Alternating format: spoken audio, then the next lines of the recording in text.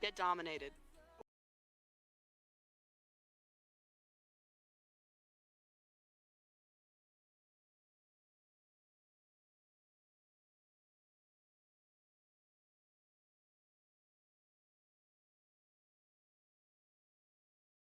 Get dominated.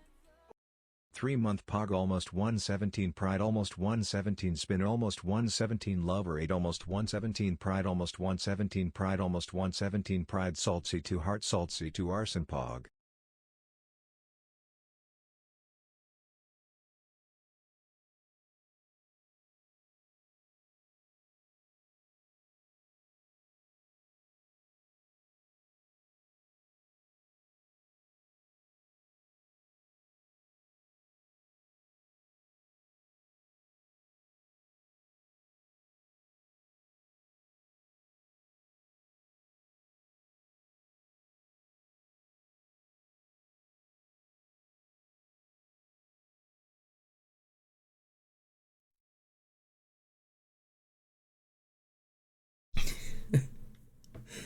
Hey up, ghosties. Oh dear God, I don't know how to stream. I don't know how to stream. It's been 2 weeks. How do I where the fuck even is the beginning? Ark, thank you for the Spotify reminder. Emily, congratulations on getting first. Raven, which is Loki. What do you want me to call you? Just still Loki? Anyways, hello. Death, hello. Milo, hello. Soupy Sam, welcoming. Cyber, hello, welcome. Reese, has it really been 2 years? Fucking God, Jesus Christ. Oh my God. That's a ridiculous amount of time. Okay. Congratulations on 2 years and thank you. I feel like I need to make like a new label or something. Fucking, I don't know. Crystal, hello, welcome in. Angsty, hello, welcome in. Vilu, welcome in. Sunny, how are you? The ghost in my room, you're back. Welcome back, welcome back. How are we? How are we, gang? Where is everybody at with your stream streaks? Where is everyone at with the stream streaks at this point? I feel like I've broken a streak somehow. I'm gonna apologize in advance for today's stream because I have no idea how this is gonna go. I'm not here. Death is on a 7 stream streak. God damn, that's a good one. Nice. 13, says Sunny. Jesus Christ. You can redeem that. Redeem your streaks. Sunny, hello, hello, hello. Oblivion, hello. Oh God, I have to switch my face. Hello everybody, my name is Almost Sander and welcome home. How are we? It's been 2 weeks. Jesus Christ. That is so loud. Singing monsters, please, I'm begging for my life right now. I am on my hands and knees begging for my life. Okay. Hi, hello. Xander, I missed you. Oh, I missed you guys too. Look at Raven, depends on the context. The Raven has okay, yeah, great. I'm actively in driver's class. That's totally fine, Avi. Have fun in driver's class. Have fun, have fun. I'm on 2. Let's go. Currently choose between animating sprites or doing Undertale Genocide. Do animating. Come make art with me. You can't redeem until you hit 15, ayo. I'm on 1, says Reese. Oh no. It's okay. Feels weird to be back to this name. Yeah, hey, welcome home though. You know, we circle around eventually. Okay, here's my apology. I'm overtired, overcaffeinated, and horribly ADHD today. It has been a long day. Work was bad. I didn't get enough sleep. I not only have 1 thing of coffee here that's almost done, but a second entirely full mug of coffee next to me. I'm not here right now, but I'm doing my best, and I'm here, and I'm live, and that's good enough for you, so it's good enough for me. And fuck you. That's all I've got to offer. Also, Twitch wanted me to tell you guys that there's a reward thingy going on. You probably saw it when it popped up. If you donate like more than 300 bits, Twitch like adds 10%.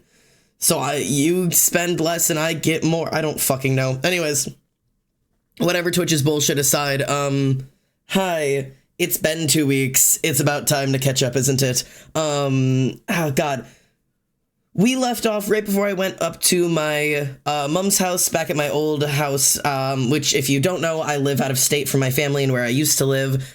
So every once in a while, I travel back up to see the family, holidays, and also for my medical stuff with my doctors. So if you wanted an update on my ass, that's what you're getting. Welcome in. If there's any new viewers here, this is my ass. I went and got my testosterone placement, and I thought I'd chat about that for like a hot second, just because I know there's a lot of trans bitches in here. I have been on testosterone shots for 3 years. It's been 3 years. It's been 3 years. I can't believe I've been on testosterone for 3 years now. Hey, Ollie. Yeah, it's genuine. I feel insane. Do you want an update on my ass? No, thank you. Yeah, you know what? Fuck you. You're getting it anyways. But yeah, anyways, 3 years of testosterone. I cannot believe that has happened. That happened on December 9th. So I've officially been like medically transitioning for 3 years now. I missed my anniversary here, which sucks. But I went in and got a surgery that placed the testosterone in as a pellet in the muscle, not really the muscle, in the fat layer of my ass cheek. I'll let you know, in the long run, if it was worth it or not. I will say, sitting where I am right now, it was absolutely worth it, because I don't have to think about testosterone at all for 3 whole months. And then I just have to go get my blood tested and just wait to see how long my body takes to absorb it, and then I'll get it replaced. Could be every 3 months. It could be every 9 months. Where I'm sitting from, that sounds like a fucking fantastic deal. Instead of having to stab myself every week for 3 years, I'm very tired of it. And also, as somebody with ADHD, I missed a lot of my shots, which means I would go like 6 or 7 months doing like great, and then I would go like 4 months not taking my testosterone because I either couldn't afford it to pick it up, or I would forget to do my shots. So like my voice has gone up and down, my hair growth has gone in and out. I mean, shits have changed a lot. I will say my ass really, really, really hurt for like 3 days. After that, it was just like regular recovery. But the first 3 days, like my ass could not sit normally. I couldn't like sit to drive a car for long periods of time. It hurt so much. The actual procedure did not hurt at all. Didn't feel a damn thing. But it just feels like for the next 3 days that somebody had like accidentally hit me in the ass with a sledgehammer. So that's about all. If anybody's ever curious about that or has any questions about it, there's your testosterone information for the day. Also, thank you. I'm glad you like the gay tree. Welcome back in, Purple. I feel like I haven't been here in so long, but anyways, the other thing you guys missed. Hello, Nuggets. Welcome in, mate. Hi, guys. Everybody's here. Hello, everyone. The other thing that I have to update for is that I saw a concert while I was gone. What concert do you say? It was Lovejoy. For the 3rd time. I've seen Lovejoy live 3 times now. I have things to say. But I promise you guys, every time I go and see, yeah, it has been 3 times now. I have seen them 3 times in McDonald's. Ice, what are you doing in Macca's? No, you have to escape. Yeah, so I bring to you stories from the concert as well as pictures and videos, because if there's one thing you guys are all sluts for, it's Wilbur Soot. So I've got videos and pictures if you'd like to see them, because I figure you would like to. I got some pretty goofy ass photos. Now, I've seen Lovejoy 3 times, and I will say the first 2 times I did not get very close. The first time was at a major music festival, which means I was probably like 100 feet back. So like I could see him, but like he was like this big in the distance. No, he was like whatever. It was pretty far. I just clocked off. I'm so glad you get to rest now. We'll clock you back in as soon as we're all in call tonight. But yeah, and then the second time I went to see him, it was in a seated arena, and I was on the 2nd floor. So even though I was closer, it still wasn't a close-up concert. Whereas I'm used to seeing concerts very up close and personal, fighting my way up to the barrier and getting to see people. Well, this time, he came to my home venue. There it is, my home venue, which means I know this place up and down. I know the best place to stand. I know when to get in line. And that means I got all the way up to essentially the front, about 4 people from the front. It was so fucking cool. You just got kicked from the VSMP for an unknown reason. I can double check on that in a little bit. Let me see if I can get a photograph of essentially how close I was. Here, this is the best way to show it here. There you go. And let me do a little bit of altering so you guys can see this a little bit nicer. Like that. And like that. And then like... There you go.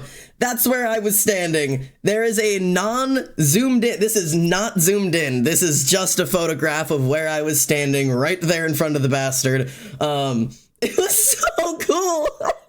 Genuinely, I geeked about this one. One of the girls laughed at me because there was like a certain point where I'll explain what happened before this, but there's a certain point where finally like things weren't going wrong and everything was okay, and I like looked up and I put my phone away because I had messaged somebody, and I looked back up and realized like how close I was that I could see him, and I was just like like this just goofy ass smile, and the girl next to me hit me and she's like, "Are you good?" And I was like, "Yeah." And she's like, "That's so funny." It was insane. I can't believe. Yeah, anyways, it's so cool. Let me hide this and get up a video for you guys. Let me pause the music so you can see some videos. Because if there's one thing I am, it is here to deliver. I have to make sure you guys are going to be able to hear it okay. First of all, I've got a really cool video from before the concert even started. Let me grab this one. Can you hear that okay? I think you guys can hear that. Yeah. Yeah, you guys can hear that okay. Okay, cool. Okay. So, not what I wanted. So, I will say, number one, I have been to this venue many times. I have only ever seen it fully sold out 3 times in my entire life, and this was the 4th. I've been going to this venue for a decade, since I was 14. So just over a decade. I've been going there for 11 years. My first concert there, I was 14 years old. And this is only the 4th time I have ever seen it 100% fully sold out, which means a total of 4,000 people are in this one room. You can see balconies up at the top there. Those balconies are VIP lounges, so that's where the VIPs go and sit. But the rest of the 4,000 of us bitches are standing on this floor in this room. So here, have a little peek at what we got up to while we were waiting for the concert.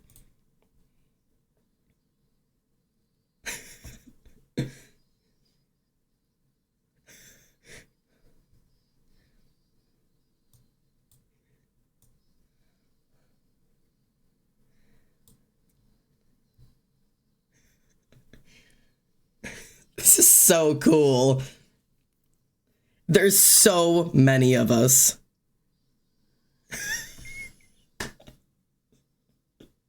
It's one of the coolest things I've ever seen.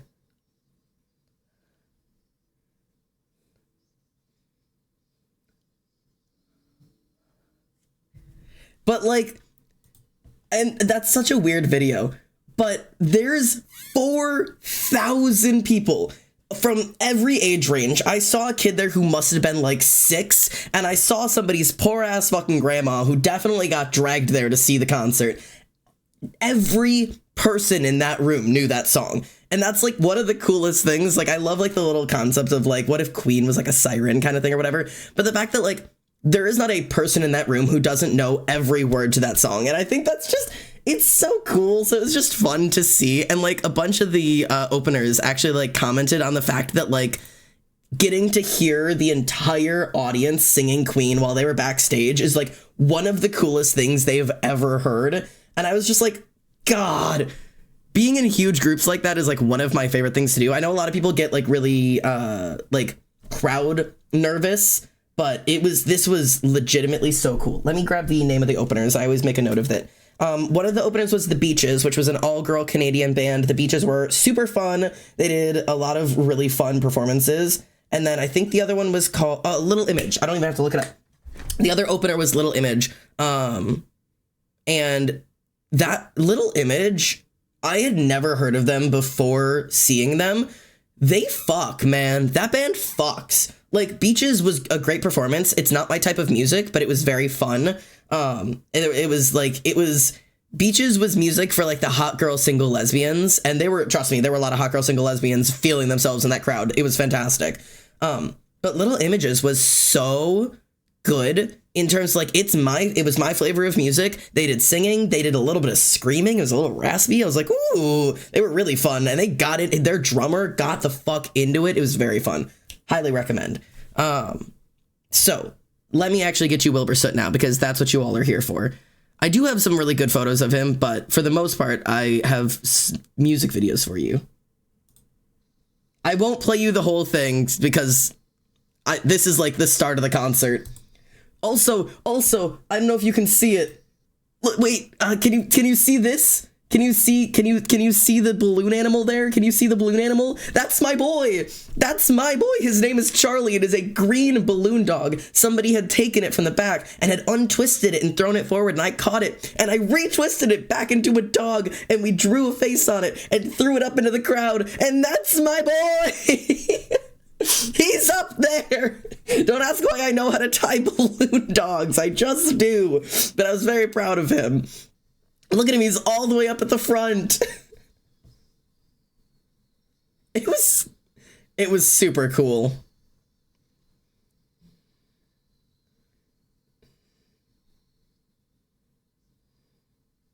You can hear people going, "Holy shit."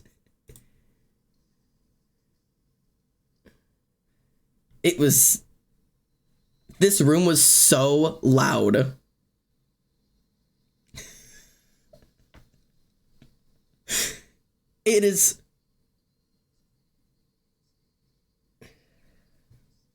It was so fucking loud.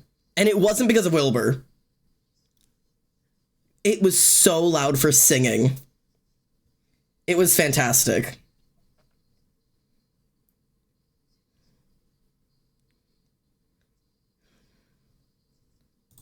Anyways, I'm not gonna play you all of the songs in full because that's just a lot to show you guys.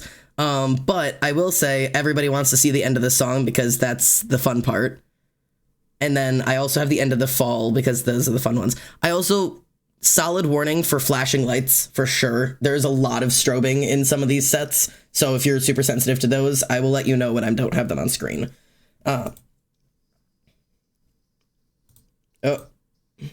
This piece. This piece. Okay.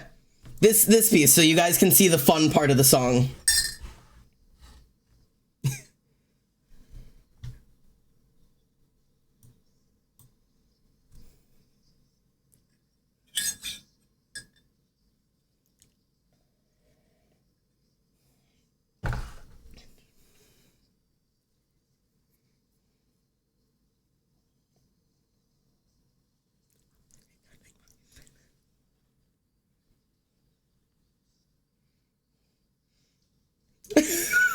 It was so cool. It was very, very cool. Okay, so that's the fun one there. And then let me get the fall for you guys, because holy shit, was that such a cool fucking song to see live. Where is my goofy photo of him? I have several really good photos of him. Like, this. I really, really like this photo of him. I don't know why. It's just like one of the clearest little images that came out of the whole night that I was just like, he's just rocking the fuck out. I also want to be a rock star. I want to be, yes, I hate that you are fully aware that this was the Warsaw Wiggle. I despise the fact that you know that, but it fully was. He was fully Warsaw Wiggling. Like, why do you know that? You're ridiculous. I love that. Yes, I will absolutely post these on Discord after this. I also have got some other, I've got the bend, I've got just the dude, just being a dude. Let me see if I can find, I have one really funny photo of him just being a dramatic bastard. Where is that photo? This photo is, look at him go. I have to leave soon. I'm sorry. I'm sorry. Are you doing homework? Is that what you're off to do? The dude is duding. The dude is duding. The dude is bent in half duding. He's got to move. They did do golden hour. It was fantastic. Yeah. Look at that high-waisted man. He got feminine hips. All right, let me see if I can find the fall. I think that was this one.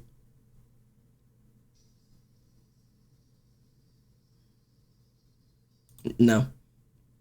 I'm gonna...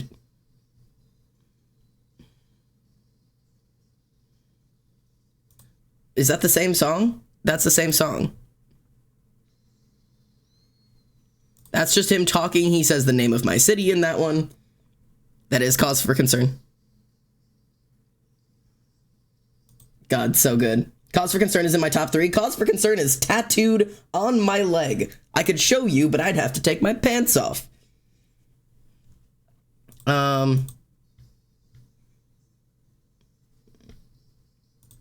Not that at all. Where is the fall? God, I'm gonna have to flip through so many things. If you guys hear one of the songs that are like, I've gotta see that one, just let me know. Me when taunt, yep.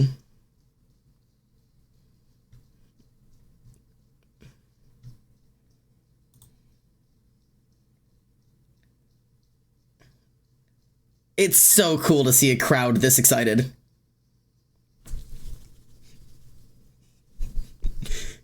This is my favorite guitar part. This is the best guitar part I've ever heard.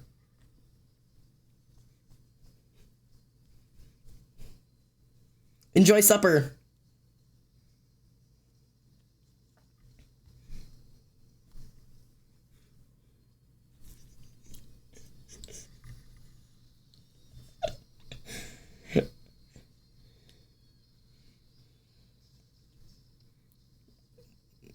Yeah, so anyways, there's that. Also, that flag that you saw pop in front of me, it was in fact a L'Manberg flag. You were not wrong. If you were able to see that, that was indeed, that was a L'Manberg flag. Yeah. Okay, I'm about to get absolutely destroyed for this one. Yes, I have heard Mammalian sighing reflex. Not a fan. That's just 100% personal take. Absolutely just about me and just like the type of music I listen to. It's not like it's bad music. I can totally respect that it's good music and it's good lyrical writing. It's just not my type of music. But that's about it. That's like my only bad comment on it. It's like it's fun music. It's not my style. It feels a little removed from some of his other Wilbur Soot music, despite the fact that it's very much just his other Wilbur Soot music. It just like, in comparison, it feels like Wilbur Soot music is usually self-derogatory in kind of an ironic way. Like, oh, I fucking hate myself so goddamn much. Like, fucking the whole world hates me, whatever. Like, ironic. And this entire album felt like it suddenly switched and was no longer, like, ironically commentating on it and just felt whiny to a certain degree. Like, it was really just like, man, everybody fucking hates me and, like I should never speak to anyone again, which, like, is fine. Also, especially if you're, like, getting those emotions out. Totally valid. It just, like, isn't what I listen to anymore. I can't say I haven't listened to that type of shit. There was a time and a place in my life where I needed it. But just wasn't my style. Okay.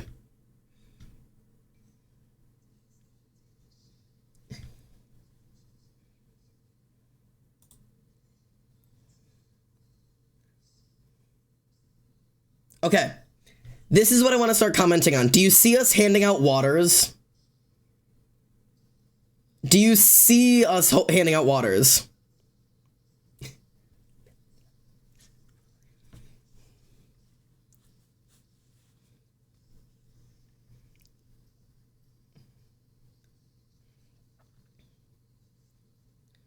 Of which you'll hang yourself. Okay. Here's where I'm going to start making some comments, and while I do that, I'm looking for a specific video that I found, okay? This concert, I've been to a lot of concerts in my lifetime, and when I say a lot, you guys know I'm not joking. Let me pull up my list again. I can't even tell you anymore how many concerts I've been to. I genuinely have lost count. These are all bands that I have seen. I have a list of the different bands that I have seen. And several of these I have seen multiple times, right? Not to mention going to music festivals, okay? I see a lot of concerts. And pre-COVID, I'm about to make some comments. Pre-COVID, we would get like you know, there'd be like maybe one. I remember like a Motionless in White concert at the same venue that I was at just this most recent time. I remember being at a Motionless in White concert and being in the middle of a really, really intense crush where everybody kind of pushed forward and we were sweating. It's hot. That venue is non-air conditioned. It is on the top floor of a 3rd-story building. It is incredibly, incredibly hard to breathe in there sometimes. And like, I totally respect that shit. And I remember some dude in the pit passed out. And I remember Chris having to stop the whole concert. And like everybody is taught when you start concerting, when you start getting used to it, that you put this up if there's an emergency. This means stop the show. It means like cut the music, lights up, something has happened, like emergency. And when people put those up, the singers generally know, hey, call it. And if they don't know, security at least knows this means we need help right now. So I remember like seeing those go up, and that was actually the concert I learned it at, was a Motionless concert, where I saw people put that up, and like the show ended up stopping, and security jumped in and got the guy out. Pre-COVID, that was like the talk of the town. It was like, holy shit, I saw somebody pass out. Like, that concert was fucking insane. I can't believe someone hit the fucking floor. We had to stop the show. Like, it was crazy, right? Then I went to go see Ashnikko in Chicago. I saw 4 people pass out at the concert, and I was blown away. This was after COVID. This was actually just recently, just this year. I saw Ashnikko. I saw 4 people pass out at the concert. I was, like, blown away. I was like, holy shit, like, what happened? Like, what, like, for what reason, right? This Lovejoy concert. At this Lovejoy concert, 7 motherfuckers hit the ground. 7 different people, while Wilbur Soot was on stage, hit the fucking ground. There were 7 different times where he had to stop what he was singing, turn up the lights, and security had to jump the rails to drag someone out. And 2 of those times, I caught the bitch.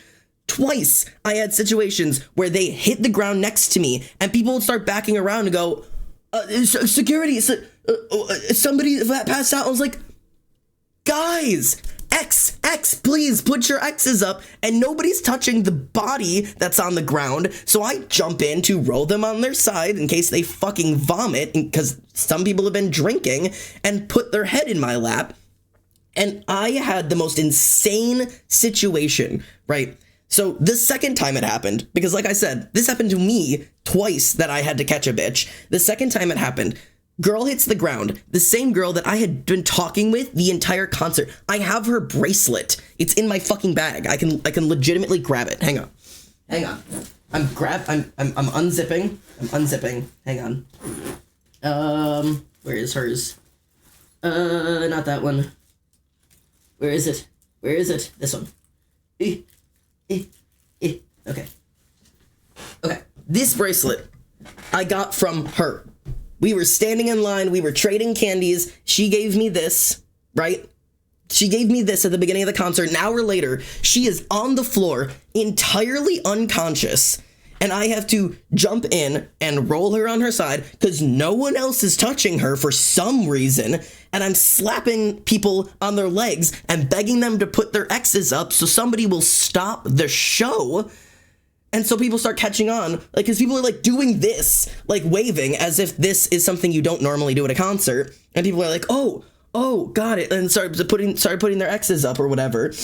And fucking the show got stopped, and of course security jumps in, and I'm literally holding this girl's head on my lap and, like, keeping her hair out of her face. I was like, hey, can you hear me? Are you okay? And she's like, like, just, like, moaning. I was like, Christ in hell. And she had just passed out from heat exhaustion and being dehydrated like the rest of the bitches had. And the security comes, and 2 of them help pick her up. I get her flagged to her friend and help her friend carry out security. And then I realize, right, this is the fucking crazy part. I realize that the crowd had parted around me while I was holding a girl on the ground, right? Because people didn't want to be in the way of security. So they had parted a hole, not just for where I was, a circle around me, but then opened a gap all the way to the front so that security could get her out. There is now a gap from the front of the stage to just me standing alone. And Wilbur Soot on stage points directly at me. He goes, is everything okay? And I went, uh-huh. And he went, good, thank you. And the crowd closed. And I was like, What just happened? Like, I like grabbed Courtney, which was my friend that I had there, and I was like, what? Like, I completely stopped being able to think, could not function, could not like communicate normally, and I just stood there like for like way too. It took me so long to figure out that he was speaking at me, because when he pointed at me, yeah, dead ass my canon event. When he pointed at me, he went, "Is everything okay?" And I like stopped. I like looked around because I was like, is he pointing behind me? Does something else go wrong? Do people have their exes around? And I look around and notice that I'm completely alone in the middle of an open pit. And I was like, oh, yeah, everything's great. And he's like, all right, thank you. And then moved on. I was like, what happened? So anyways, my lesson to all of you bitches is, if you need to sit down, sit down. If you need to go get water, go drink water. And if you feel like you're gonna pass out, leave the crowd. Leave, please. Genuinely. The first concert I ever went to, I was 14 years old. I was in that same room, didn't drink enough water, had heat exhaustion, almost passed out. And you know what I did? I took the fucking L on the place that I had waited in line for, and I went to the bar to sit down and drink water. So I didn't pass out like a freak. Don't pass out in crowds. Take the fucking L and leave the group. That's my message for today. Anyways. Yeah, and also, like, I feel so bad. I caught it on camera for one of them. I was gonna see if I could find which video it was. I think it's this one. Let me see. Is it this one? Hang on, I apologize.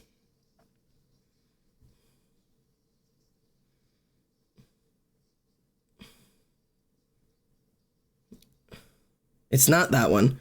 I apologize. I'm looking for a video really quickly because it's not that one. It's definitely not that one. Is it this one? Yes. Okay. Hello. Thanks, Xander.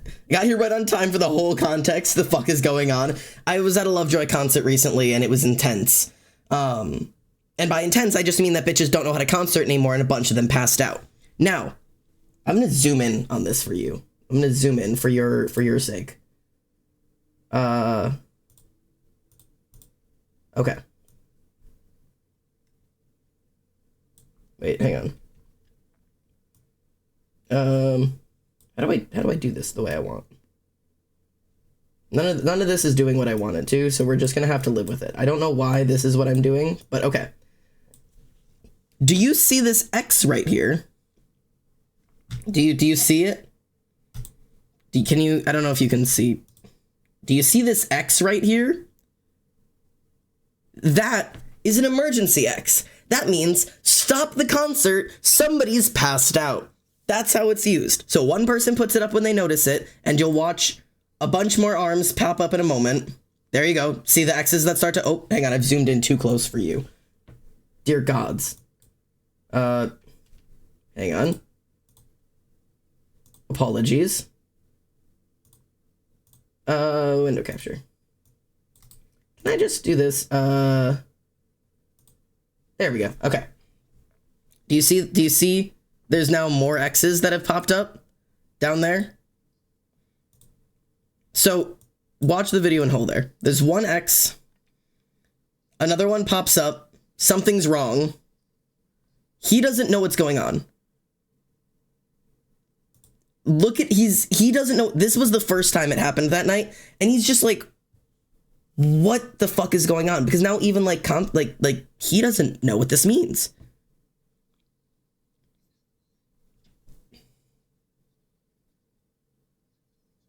There you go. That was the fifth one. I take it back. I was a loser and a fool.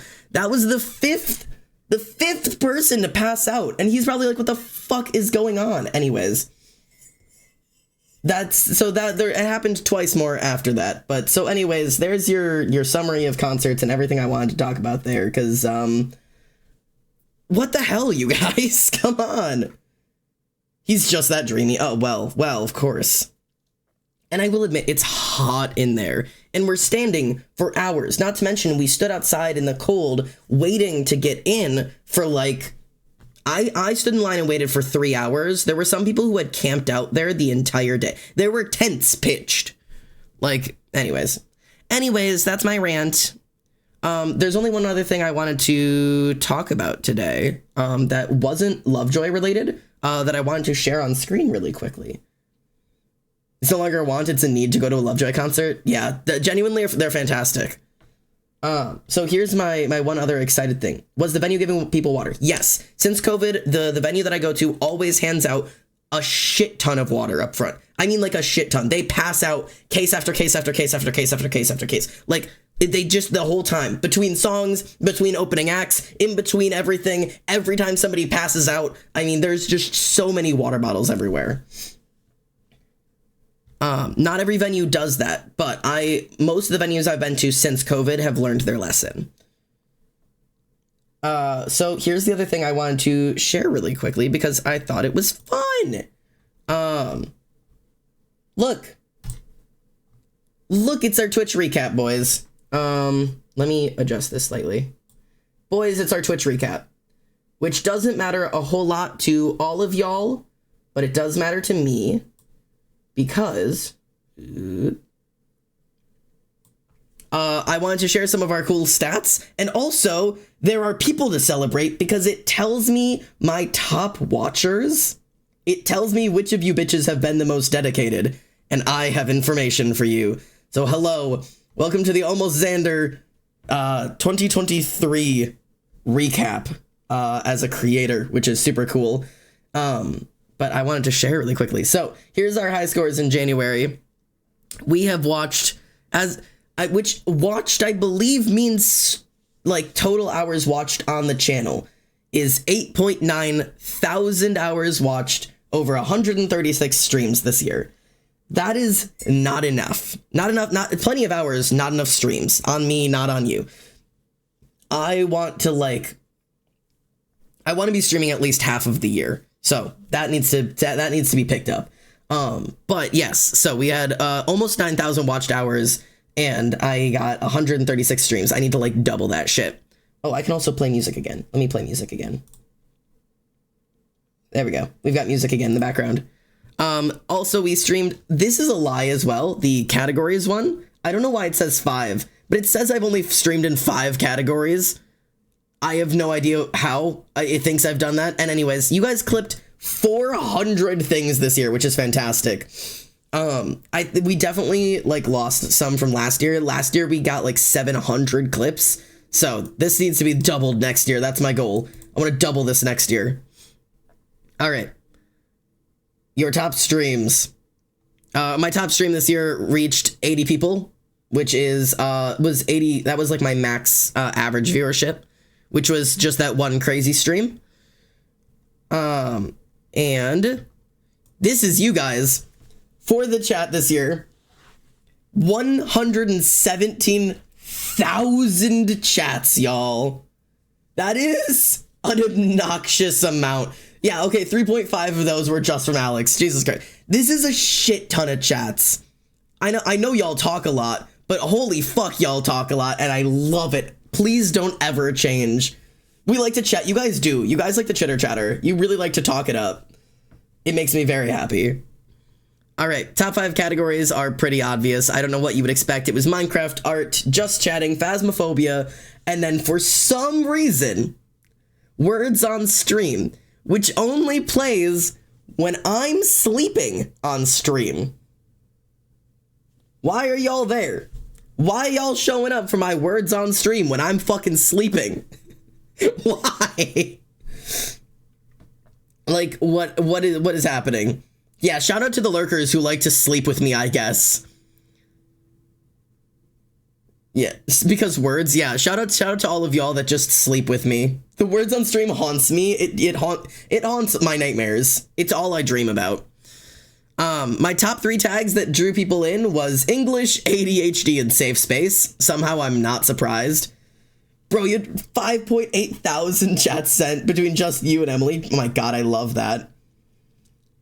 The part of the subathon where I'm awake at midnight modding, those views were all me. It was all you. It's all you, Queen. You carry for us. I love that it's English, ADHD safe space. This checks. And then let's do our emotes. Our what emotes took over this year. We had interesting ones. So our top one, it was the fucking spin. Reese, you are in the lineup, by the way. It went spin, heart, cry, Reese, and Zanrance. That was our tier list for the fucking emotes. I can't believe the spin is still our favorite emote. I totally get it, but oh my god. Get dominated. Hey, yo. Hell yeah. Thank you, Tyrio, for 23 months. Holy shit. Thank you very much. That is a long time. My little emotes, it's so cool. Yeah, it's so cool to see them up here. So we've got some good ones this year. In terms of the use, almost spin has been 1,700 times. Reese, you have stared in my chat almost 900 times, which is great. We've been ranting lots. I think it's very goofy. Hey, we got a 69 in here. Okay. Anyways, this is our most viewed clip this year, by the way. It's the death of Cecil. It was Cecil dying. That was our best clip of the entire year. Just happened fairly recently. And I think that's actually hilarious. I love that clip. It's fucking Cecil, man. Ridiculous. Anyways, so there's that one. Bonus achievements this year. I reached 5 of my goals. I don't know. I guess I reached some goals. Thank God for that. This is ridiculous. Y'all spent 1,420,230 channel points in total this year. A, 420. Ayo. B, holy shit. 1.4 million points? What were y'all doing? Also, we got so fucking close to 420, and it just didn't work. Just spent some more. Let's go. We need to, yeah, guys, it's time to double that number. Reese has got 215,000 waiting for that rainy day. Waiting for a day for it to hit. So there's that. And then I believe, okay. Community building. We have 2,400 new followers over the year, 154 new subscribers, 133 gifted subs, and 21 successful hype trains, which is awesome. That is a shit ton. I will hydrate. Thank you. That is a lot of really big numbers, so thank you for all of those, because these are all you guys. If you're one of those new subscribers who came in this year, or new followers from this year, you guys are fucking awesome. I will stretch. Thank you. Spending all those points to make me dance like a silly little monkey over here. Ugh, my back actually does hurt, though, for real. Sitting at a comfy 35,000, 77,000, 80,000, 26,000. Good lord. Yeah, I'm waiting for those to hit at some point. We played all kinds of co-ops. We have sent 109 raids, which is awesome. We've received 120, which I need to change that. We can't be receiving more raids than we've been doing. That's lacking on my part. So we gotta up that. And then we've gotten 39 shoutouts from different people, which is crazy. Because that means out of 109 raids that I have sent, only 39 times have I gotten a shout out. That's crazy. Also, we've done 2 stream together streams. I don't know what that means. Don't tell Twitch. I have no idea what that means. Drink more water. Yes, sir. Ma'am? Yes, I'm not gonna say that. Anyways. All right.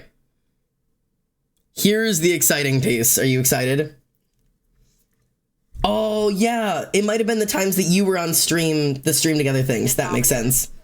Holy shit. WOH 16 months. Reese, thank you. How the time flies by. 16 months. Jesus Christ, that is so much. Thank you so much. And I'm glad you're here because we're revealing the loudest fans in 2023. Who were the biggest supporters of 2023? I don't know what determines this. I'm going to be 100% honest. I have no idea what they use to determine the biggest supporters. I just know that they give me 9 of them. I don't know if it's how long you watch, how much you donate, if it's a combination of anything. But our top 3 are Tyrio, Poison, and Dawn. That is our top 3 loudest fans of the year. Holy shit.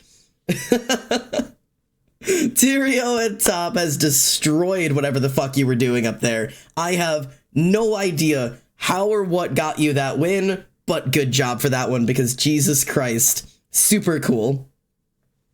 Coming up in the second row, it's Death is a Joke, Reese and Oblivion. You guys, you took 4th, 5th, and 6th, destroyed it. Wait, I'm up there? You're fucking up there. Death, you're there. I barely watched this year. That's why I say I think it has to be a combination. I think it's a combination of what you donate, what you're doing in terms of chatting, what you're doing in terms of viewership. Like, it's so spread out over different things, I think, because nobody has been able to tell me exactly what it is. But super cool. And our last 3, our final 3 here, is Wicked, Tech, and Reese. So, good job, you guys. There's your third row, coming in at 7, 8, and 9. You guys came in, destroyed, and walked out, dropped a mic, and just left me here. So, and most of... I forfeit my 9th to Emily. She's here more than me. Yeah, I don't know what it does. Tyrio, thank you for the bits. Let's go, besties. That's a board if I've ever seen one. This is an amazing board of people. So, rigged. Rigged. Yeah, so everybody's goal is to get on this board for next year. But Jesus Christ, thank you guys for this. Thank you for spending all of your time here with me. Whether this is the amount of time you spend chatting, the amount of time that you spend watching, the amount of money that you throw at me unnecessarily, the amount of emotes that you throw at me, the fan art that you make, and even if you're just somebody that has been a quiet lurker for a whole year and you've never spoken before, and I don't know your name and you don't know mine, and we're barely friends and I see you on the subway every couple of days, I'm just glad you're a part of it all. So, thank you. It's been a super fucking cool year. Especially with how bad I have been this year in terms of consistency. The fact that I have not shown up consistently and you guys have still shown up for me. Thank you. Yes, hug the lurkers. So, thank you, thank you, thank you, thank you. I'm scheming, boys. You're scheming. See you on the subway next Wednesday, stranger. Yeah, I'll see you there. So, there you go. There you go. And also, we have the limited time global emote Goat Moe. Not sure what that means, but go crazy with whatever the fuck that is, if you can even find it. Not entirely sure what it is. Oh, I totally found it. Would you look at that? That's a thing. There's your goat. Beautiful. So, thank you guys for all of the support and the love and all the cool shit this year. That's all the gooey stuff I had to do. So yeah. There's all my gooiness for the year. It's been so fun. It's been so fun. This year has been awesome. I will post screenshots of that in the Discord for anybody. Thank you for all of the love and the goat. What is it? Goat Moe? Goat emoji. Sure, whatever. Anyways, thank you for all of those and all the popcats and the loves and everything. It's been a super cool year. So thank you. Thank you. I'm gonna just go back to doing a normal stream then. I'm happy I was a part of your year. I'm happy you guys were all a part of my year. It was an honor. This year has been super cool. And the year's not over yet, motherfuckers. It ain't done. We have lots more streams to do, lots more art to do, games to play, mods to get together with. I'm trying to get together some plans now that the holidays are coming around and people are going to be free for a little bit. I'm trying to get together every once in a while to find a way to get the mods together to play some games. We were just talking about it last night, actually. So, yes, Chef Showdown being one of those, just because I think it'd be fucking fun. So we will get together and do some games like that. I'll also get together with chat with you guys at some point, hopefully, and do some of that fun shit.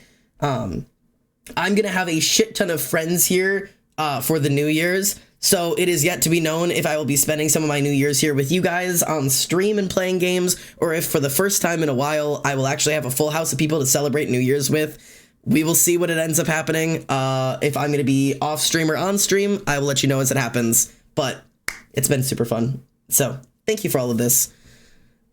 And next year, it's only going to be better, boys. It's only going to be better. It's only going to go up from here, I'm telling you. I've got good things planned. Consistency is coming back. I'm starting to feel more like I can be a human being again, and we've got no more big changes. I'm not quitting my job. I'm not moving houses. I'm just here, which means I can focus on some cool things. And I can guarantee you that coming up 2024 is Children of Aesir, the official channel lore. It's coming out. I can't promise it'll all 100% be out when the year comes down, but 2024, the official lore is coming out.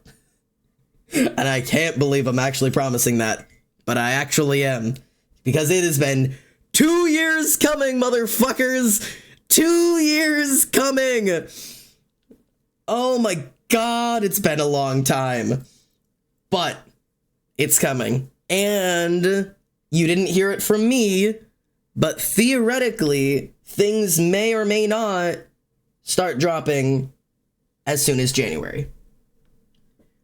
But you didn't hear that from me. You didn't hear that from me. If you have any questions about lore, I'd be happy to tell you guys. I won't reveal anything too fun about it. But I can tell you that we have decided that we are going to be doing this on the way that if anybody was around for end of Dream SMP Quackity style releases, where I'm going to put my heart, life, soul, ass, and pussy into one episode at a time, get it 100% good for you guys as best as I can, and release it out to you guys. And then the amount of time between episodes is not guaranteed. I'm not exactly sure if it's going to be a couple weeks, couple months, God only knows, but it's going to be released as I finish them. So it's not going to be 100% consistent release schedule, but you will know long in advance before an episode comes out. I will pump that shit up. I will pump that up until everybody knows. It'll premiere here on Twitch and then be released over on YouTube for all of the VOD watchers to watch and pick apart and analyze every single little bit of it until the cows come home, because I promise you this thing is teeming with things for you to find. So I'm very excited. And hey, I have a question. Can you drop the script right now? Yeah, let me pull the script up and just get that dropped for you. Okay, no. But yeah, I can't believe we've been working on this for 2 years. It has been a long time coming.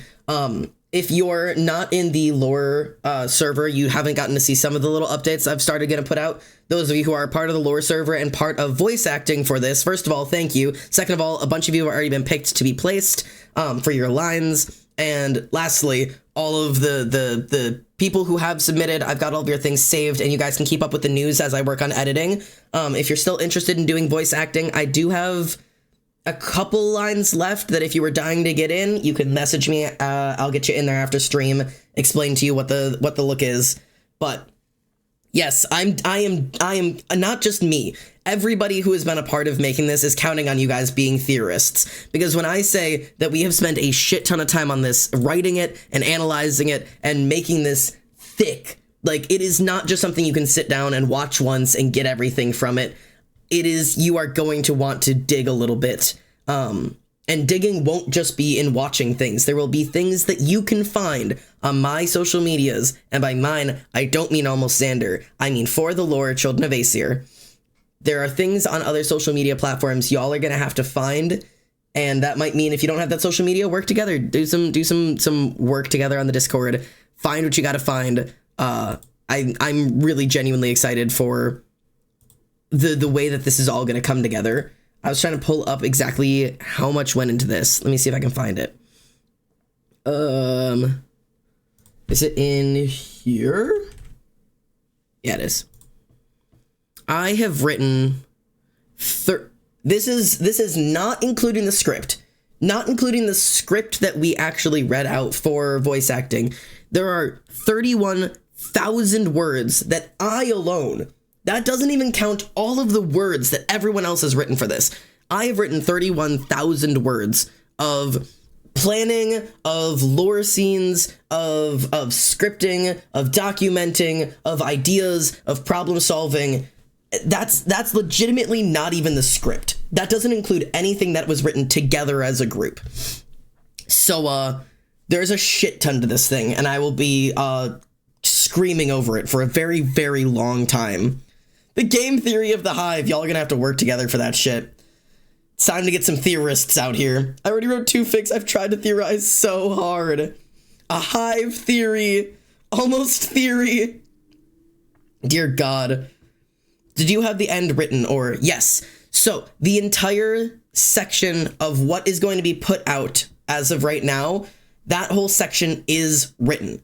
It's all written. It's all done voice recording for. What needs to be done now is video recording and editing, which is what I have been working on tirelessly. I am the only bitch to blame for the fact that it ain't out yet, because I have to hand edit all of this shit and it's been taking me hours. That's 100% my fault. So yes, it is all planned. It's all ready. It just has to be brought into a physical form that I can then present to you guys.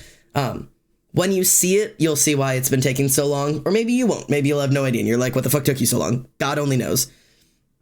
So, but that's just theory. Yeah, a hive theory, an almost hive theory. Anyways, enough of my ass sitting and talking. Let me grab fucking box. This is my really, really sophisticated box that I use to prop my tablet up on so that I can draw while on stream. I'd be happy to chitter chatter about lore ideas whenever you guys would like. But that can be now or later, or in Discord, or any of those fun things. I have to take these socks off because I'm sweating. But I'm going to do some art today because I did promise an OC challenge today based on the title. So I am actually going to do some drawing, I promise. And also, I have a friend waiting for me so we can sit and chitter chatter. So I'm going to turn my music down. And I'm going to go find my friend. Let me go find my friend. Oh, there's two of them. Suddenly there's two friends. Quick. Two friend. Don't say your social media. Wait, I mean... Two friend. Do say your social media, actually. Quick, everybody, drop your social media. It illustrates Emily Kidda tattoos and Katara underscore 18. Emily Kidda tattoos. Yeah, everybody come get tattooed by Emily. I'm get tattooed. So I wasn't gonna be here. Right. But I Reese threatened me to come on. and said get in the call, so help me God. Reese made me come here. Well, I invited Reese and Reese invited you, so I guess we're all here now. I wasn't gonna. I promise. Why do I care? That's what I said. I ain't mad about it. Also, chat, can somebody confirm that you guys can hear both of them to a reasonable degree? I don't know exactly what their levels are. Hang on. Is this reasonable? Chat, can you hear them both? Are they all speaking? Speaketh. Speaketh? Oh, Reese, you sound quiet suddenly. Hang on, let me fix that. There we go. Okay, now you guys are on the same level. Hopefully you guys speak at the same level. We can hear them? Yes? Beautiful. Oh god, the bubbles aren't on though. Wait, where's your guys' bubbles? Oh no, Bubbles. Where's the to see the ornament. Bubbles? There we go. Need the ornament. Oh, I forgot I'm almost boob. And your short-ass male wife. Yep. I'm Katara's cool. Don't forget that. So real. So real. I Okay. feel like there's an outlier here. There's like a semi-normal name, and there's almost boob and short-ass male wife. Hey, Katara's cool is great. It's a Why good is name. my- It's just like it's a reasonable name. Why is my icon not my Tara art? What the fuck? It is. It's not on my end. Not on It not on is. Vander's screen. Yeah, no. I'm staring at it right now, and it is indeed. The purple it hair. is The you. purple hair isn't Tara. It's just Emily. That's just me. The purple hair is just human That's just being. me with glasses. Anyways. Zanny May, I wish to be in the cool kids class. Fuck it. I don't give a fuck. Mods, it's a free for all. Go crazy. I don't give a fuck. It can be a no. mod call. Have fun. I don't care. Who needs reason? This is I think I we were should gonna never- be. We were drawing. Like I plan to draw. I think we're all drawing. Are we all drawing? Are we arting? Okay, new rule. If you're in the call, you have to be arting. Okay, god damn it. Hi. get out, Tyrio. Yeah, it's your- Butter nipple, you art. oh god, I have to. Hi. Butter Nipple is arguably the dumbest name. Butter nipple. I need to turn you down. There you You're go. always fucking yelling. I need to adjust our bubbles. There's too many of us now, and I need to make them smaller. There we go. Okay, hi chat. Tyrio, are you making art? Yeah, Tyria, what are you drawing? Tyrio, are you making art? I'm trying to find my plugin for my headphones. Perfect. For anybody who wants to know what's on screen right now, yes, Marie inspired me to do this. Shout out to Marie. You can find hers in the Discord. This is a silly little OC challenge thing where we draw OCs. And the list of them is your favorite OC, your first OC, your latest OC, your easiest to draw OC, and your hardest to draw OC, of course, and then yourself. I saved this image. Maybe I will draw that as soon as I finish sewing. Yeah. I probably will not be. I'm really excited to give it a shot. I also already have listed everything out. My plan is that my favorite OC is Xander. I can't help myself. I'm a hypocrite, and I love him. My first OC That's ever. not hypocritical. I don't know. Hypocrite's not the word I wanted. What's the word? Self-indulgent? There's a word I wanted for that. Whatever it is. I love him. Devil's advocate. Sure. No, Yeah, I don't think that's it. No, Yes. I'm the devil's advocate, and I advocate for the devil, and he's great. The devil. Are you saying that as in you are the Xander. devil? I'm Xander almost. I'm not saying I am not. The Lore devil from crumbs. the Bible. The devil does not bargain. Blackstar is my first ever OC. You will be able to tell from me drawing her. Kane is my latest. This will be the first time I actually draw Kane digitally. I've doodled him in a sketchbook once, so we'll see how this goes. I think Jace is my easiest because he's just a regular ass blonde boy, and that's it. He's just a human bitch. Human man.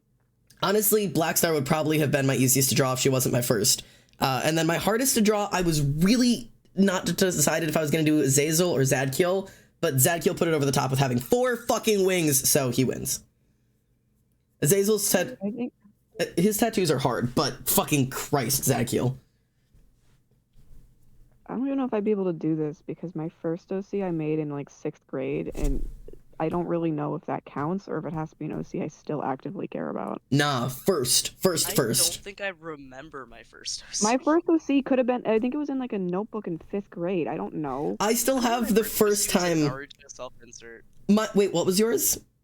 My first OC was a Naruto self-insert. Mine was Blackstar was originally a Naruto self-insert. I have the drawing to show it. Her name was originally different, and I have it crossed off, and I rewrote Blackstar on it. I could go get the original drawing of her. She had a whole story and everything.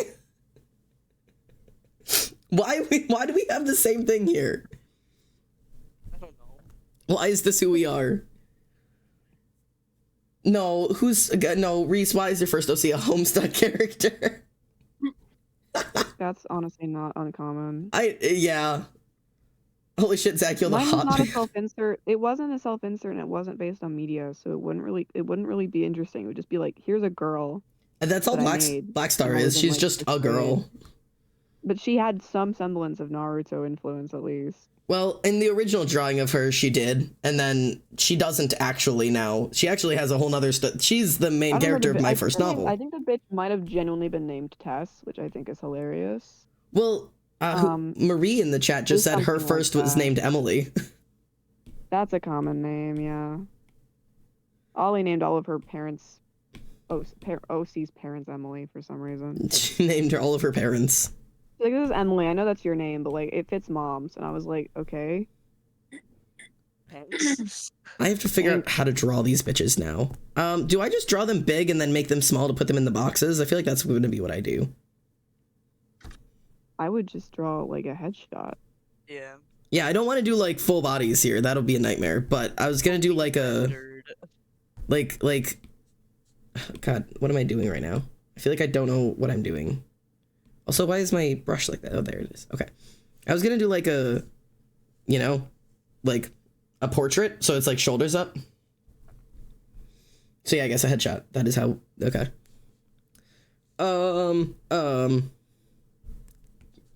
I don't know how to draw today. This is gonna be a practice in does Xander know how to draw today? Which sometimes the answer is no. In about 5 minutes, we'll find out if Reese knows how to draw today, and the answer is 100% no. 100%, absolutely not in a million years. Not at all. The only thing in my brain right now is two force members. Oh no. Oh I'm god. going a whip All my soon, brain knows so is I would woman not be and participating. friction. The oh hellos is in my ears. I can hear them. There's Which song? Fucking Wormwood. Wormwood. I love Dear Wormwood. This is actually my first ever Oh Hello song was this one. Dear Wormwood. Yeah. That's a good one. Xander, you're surrounded by Xander, you're surrounded by artists. If you need help, we're all here. I wish I could, but you can't help me. We can't just take the wheel. I'm taking your pen. Jesus. It's mine now. Yeah, Reese, can you like hand over hand just draw for me? I'm gonna grab your hands and just direct them. Yeah, that's the goal here. Can you get on that? Because I don't want to have to do this. Say webtoon moment. What's that supposed to mean, Voracious? Webtoon moment? What does webtoon moment mean? I don't know how to draw. Do I do Xander's ears up or down, up or back for this? Back. Back. Forward. Forward? Forward. Yeah. Just like front of his eyes. yeah, just like covering his eyes like he's shy. They're like Yeah. forward facing like a cat. Don't give him ears. Just don't have ears actually. Give him bird ears, like holes in the side of his skull. Yeah, give him like Phoenix's lizard ears. That's my next OC is having fucking lizard ears. It's just a normal guy, except they just have lizard ears. Yeah, that's the No plan. other- I'm no sure there's other, people that like, exist that don't strange- have earlobes. Oh, the people with attached lobes? No, not that. I meant there's people that probably exist that have like lost their ears and Oh, only have like yeah. now. That exists. I was baffled Yeah. when I found out that there are people whose lobes are like fused to their skull. That's fucking weird to me. I mean, that's just attached earlobes. That happens. Yeah, I just like when I discovered that was a thing as a child, I was like blown away. I was like, what the fuck? Like, what? Why? Because like I have like really, really detached earlobes. Like I can roll my earlobe up and stick it into my ear. Like like That's disgusting. I have so argue much. That's more inhumane than attached earlobe. I'm switching over to. Inhumane is a great word. I for have that. I have just simply so much lobe, and I used to like. I'm showing on screen here for a second. I would just like fold it up and just not have an ear. Like it feels weird right now because I have a fucking earring. Get the earring out of my ear. Out. But like I would just like stick my whole lobe in here. I also have very flexible ears. Like I don't really have a whole lot of cartilage in here. It's just I'm just a bendy bitch. That's like- probably a side effect of something. Is this? I feel like this is fairly normal. Like it's just like maybe it's not. I don't know. Like is this abnormal?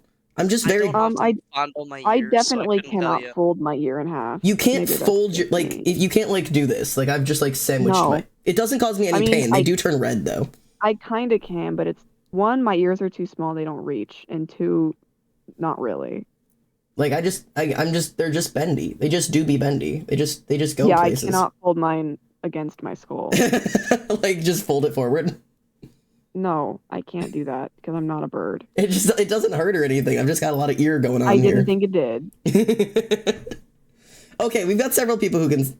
Okay, several people said I can do the same thing. I can do the same thing, and then Voracious went, "That's how ears works." I take it back. That is not how ears work. Voracious has discovered something. Voracious just went, "Hang on a damn minute. Hold on a damn minute." I do not have attached earlobes, but I will say that I draw most of my characters with attached earlobes. I also do actually. I think it looks better. Okay, this is gonna be a weird take. I think attached earlobes look weird in real life, and I think they look better in art. Maybe think that's both because look- art I think- isn't real life. Yeah. I think both look fine in real life.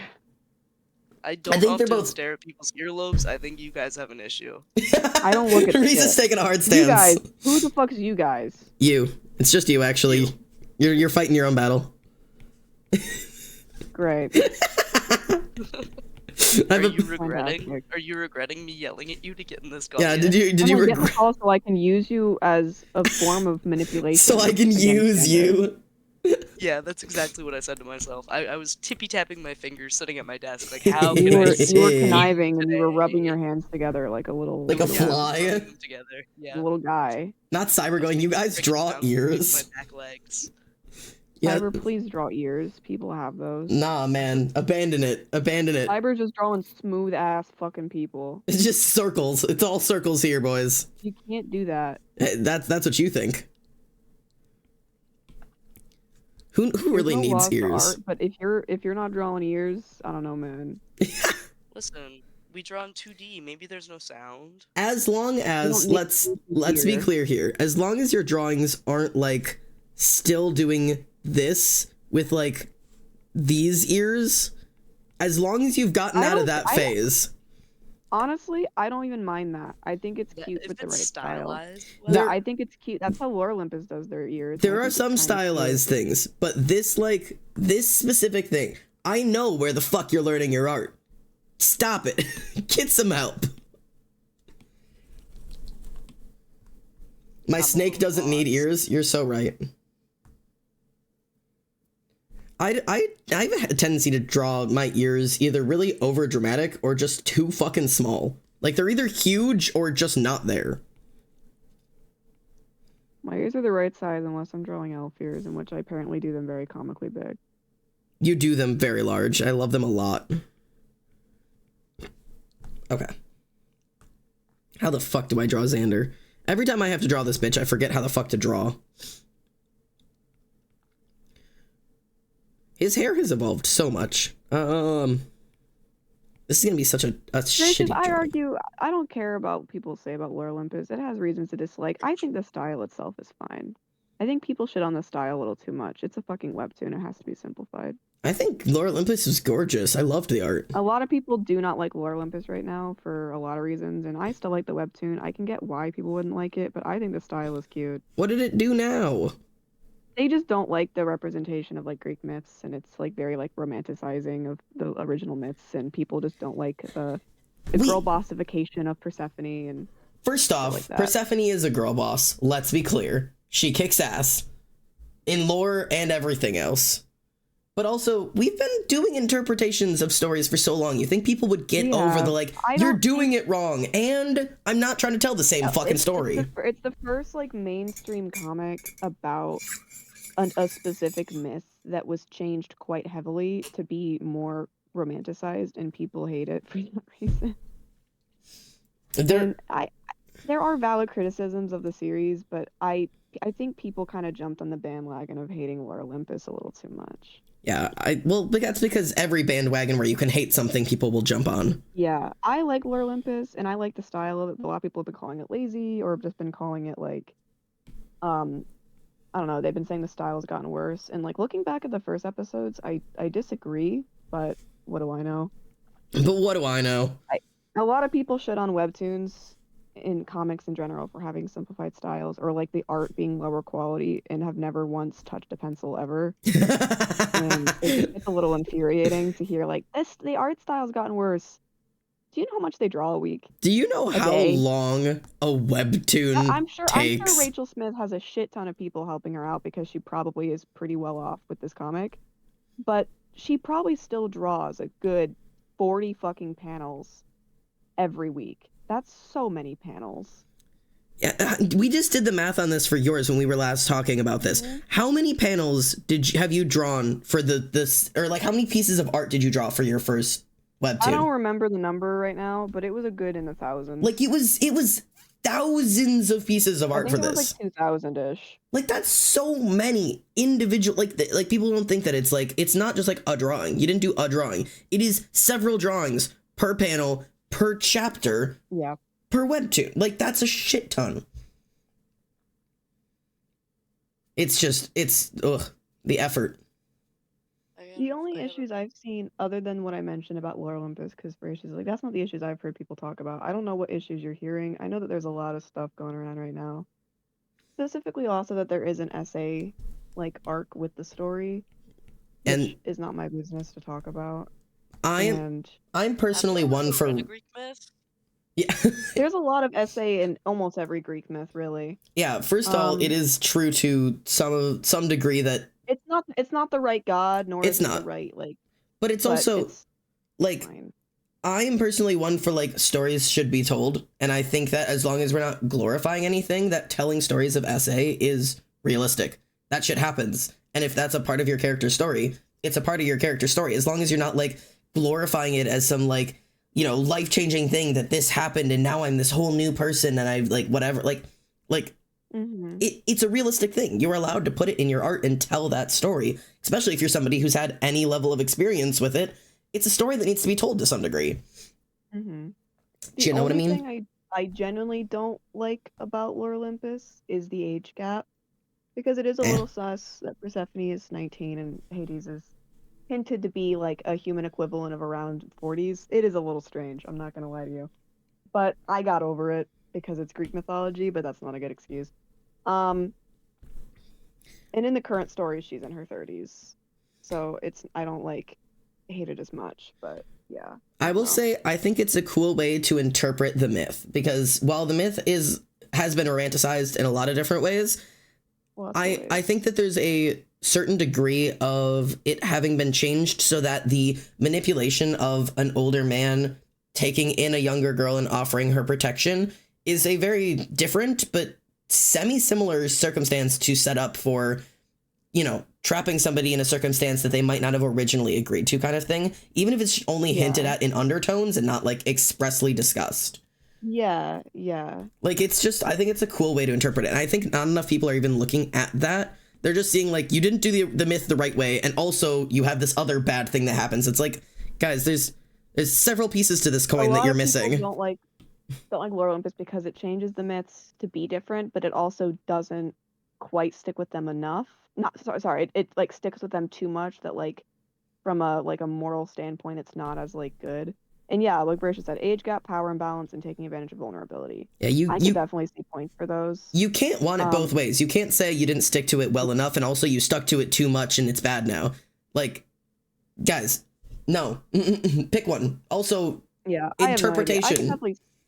I could see the power imbalance. I definitely, especially in the early seasons. Right now, in the latest season, it's a lot more balanced, and like Persephone is a lot more. There was like a big arc of her gaining independence and her getting her own apartment and her going to college, and I think that was cool. I definitely haven't liked every single direction that Rachel has taken for Persephone, especially recently. I also have to admit that I'm coming at all of this from a level of ignorance, because I haven't read Lore Olympus since, I don't know, I got maybe 50 chapters in. Like, I stopped paying attention. I've read every single episode. Unbelievably long ago. I'll read it just because I'm attached to the story now. And I will say, yeah, I don't really like every single decision she's made, but I don't mind the story enough that I feel like it is inherently problematic and or more problematic than other media like it. Yeah, I don't know. It's such a weird, like, again, I'm not coming from a place of having anything to know about it, but things like writing power imbalance, I think is difficult because, yes, it should be a story that's told. Should it be romanticized? No. Does the author have that, like, job to, like, kind of portray that, like, it can seem like it's romantic, but maybe it's unhealthy to a certain degree? There's a little bit of, like, that there. But also a lot of it ends up falling on the fans of, like, how are you to interpret it? Like, do you pick up on signs that this is unhealthy, or do you ignore them? Not saying that that's for Lore Olympus, but I've seen a lot of stories where, like, even if the author hints, like, no, this is an unhealthy relationship, the entire fandom is like, what are you talking about? It's so cute. Like, aka Hunger Games. Or great take. Literally any. Yeah, but Coriolanus is hot. But Coriolanus Snow is attractive. I don't. Yes, also, he is, and B, no. No. Okay. He looks like Eminem. First off, yes, he looks like some shady. B, did that make me not be attracted to him? No, I was still attracted to him. I stopped liking him as much when he shaved his hair. Do you know what stopped? There was a point. I talked to Emily about this when I saw it the first time. Tell me about it. Here's the thing. I thought he was hot the whole time, and including the hair shave, right? I think he's unattractive with the buzz cut. I stopped liking him as much. I thought the buzz shave was kind of hot, but that's because I was already kind of into his character, so the buzz it was okay. But there was the obviously there was like some negativity building up to it. But the scene where she asked she had asked like how many people had killed. I'm not gonna spoil anything too dramatic. But there was she asked him a question that he should have told the truth on, and you saw him pause, didn't give any hesitation to it, and then lied directly to her face. And we as an audience knew that you were lying, and she probably did. It suddenly he went from attractive to really fucking scary, and I was suddenly this is where like my like attraction is based off of personality thing is so hard for me, because like I was like, God, he's hot, he's so hot, man, this man, he's so attractive. And then that scene happened, and I was immediately like, oh, gross, like he's fucking ew. Like, break out the hot and psycho, like the graph. Literally, yes. Funnily enough, the reason why I stayed up till about 6 a.m. last night is because I was on a call with a bunch of people, and everyone went to sleep besides me, Ollie, and Ice. And Ice can attest, we were having a conversation about morality and about characters and villains and about Can't believe I missed out. certain characters will be liked specifically because they are attractive, or their actions will go justified because they were sad. And people don't realize that there's a bigger picture behind morality and characters. Yeah. And that people can do bad things and still be good people, and people can do good things and still be bad people. And I was referring to characters that I knew. Ollie was referring to characters she knew. And it's a favorite I think we topic brought up, of mine. I think we brought up Snow as like an example of like people will justify anyone's actions if they're attractive. And I think that it's so shitty that it happens with both genders. Men get infantilized and then women get sexualized, and it's just Yeah. I can't deal with people who only like villains because they want to be different and edgy and they think that they're hot and they don't actually like them as a complex character, and I can't do it. Yeah, it's kind of obscene. And I also, to a certain degree, and this is like my thing, is like I have like certain degrees of it. The thing is, if we are actually like genuinely analyzing and critiquing a piece of art and discussing it to any degree of genuineness, actually enjoying a villain, like, and saying like he's well written, totally fine. Saying like I really love his character because he's hot and he's evil. Okay, well, maybe come up with better reasons, because you're not analyzing. But if you're just enjoying a media for fun and like, oh my god, this dude is so hot and also he's evil, which is so fun. If you're not actually analyzing a media, go off, queen. Whatever. Have a good time. Like what you want to like. Watch what you want to watch. I'm not here to fucking judge you. I don't care. It's that when you try to like jump into a media where there's like a circle of people like genuinely critiquing and analyzing a character, and you're like, but he was sad. Not your conversation. Leave. You're not here to have genuine debate.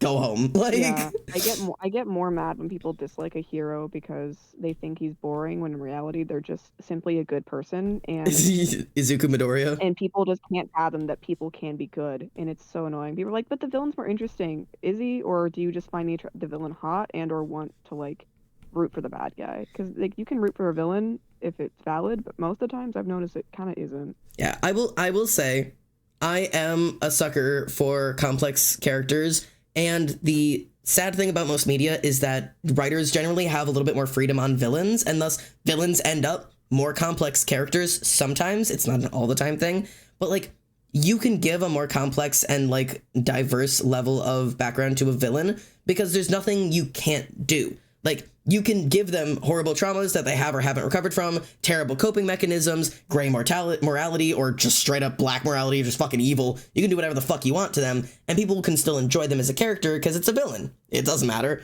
Versus like if you do all those things to a hero, it can start to call into question, are they the hero? And or it could even call into question like the whole plot. Like if this is your hero and he's doing all these things, is that really a hero? And now we're writing a whole different type of story, you know?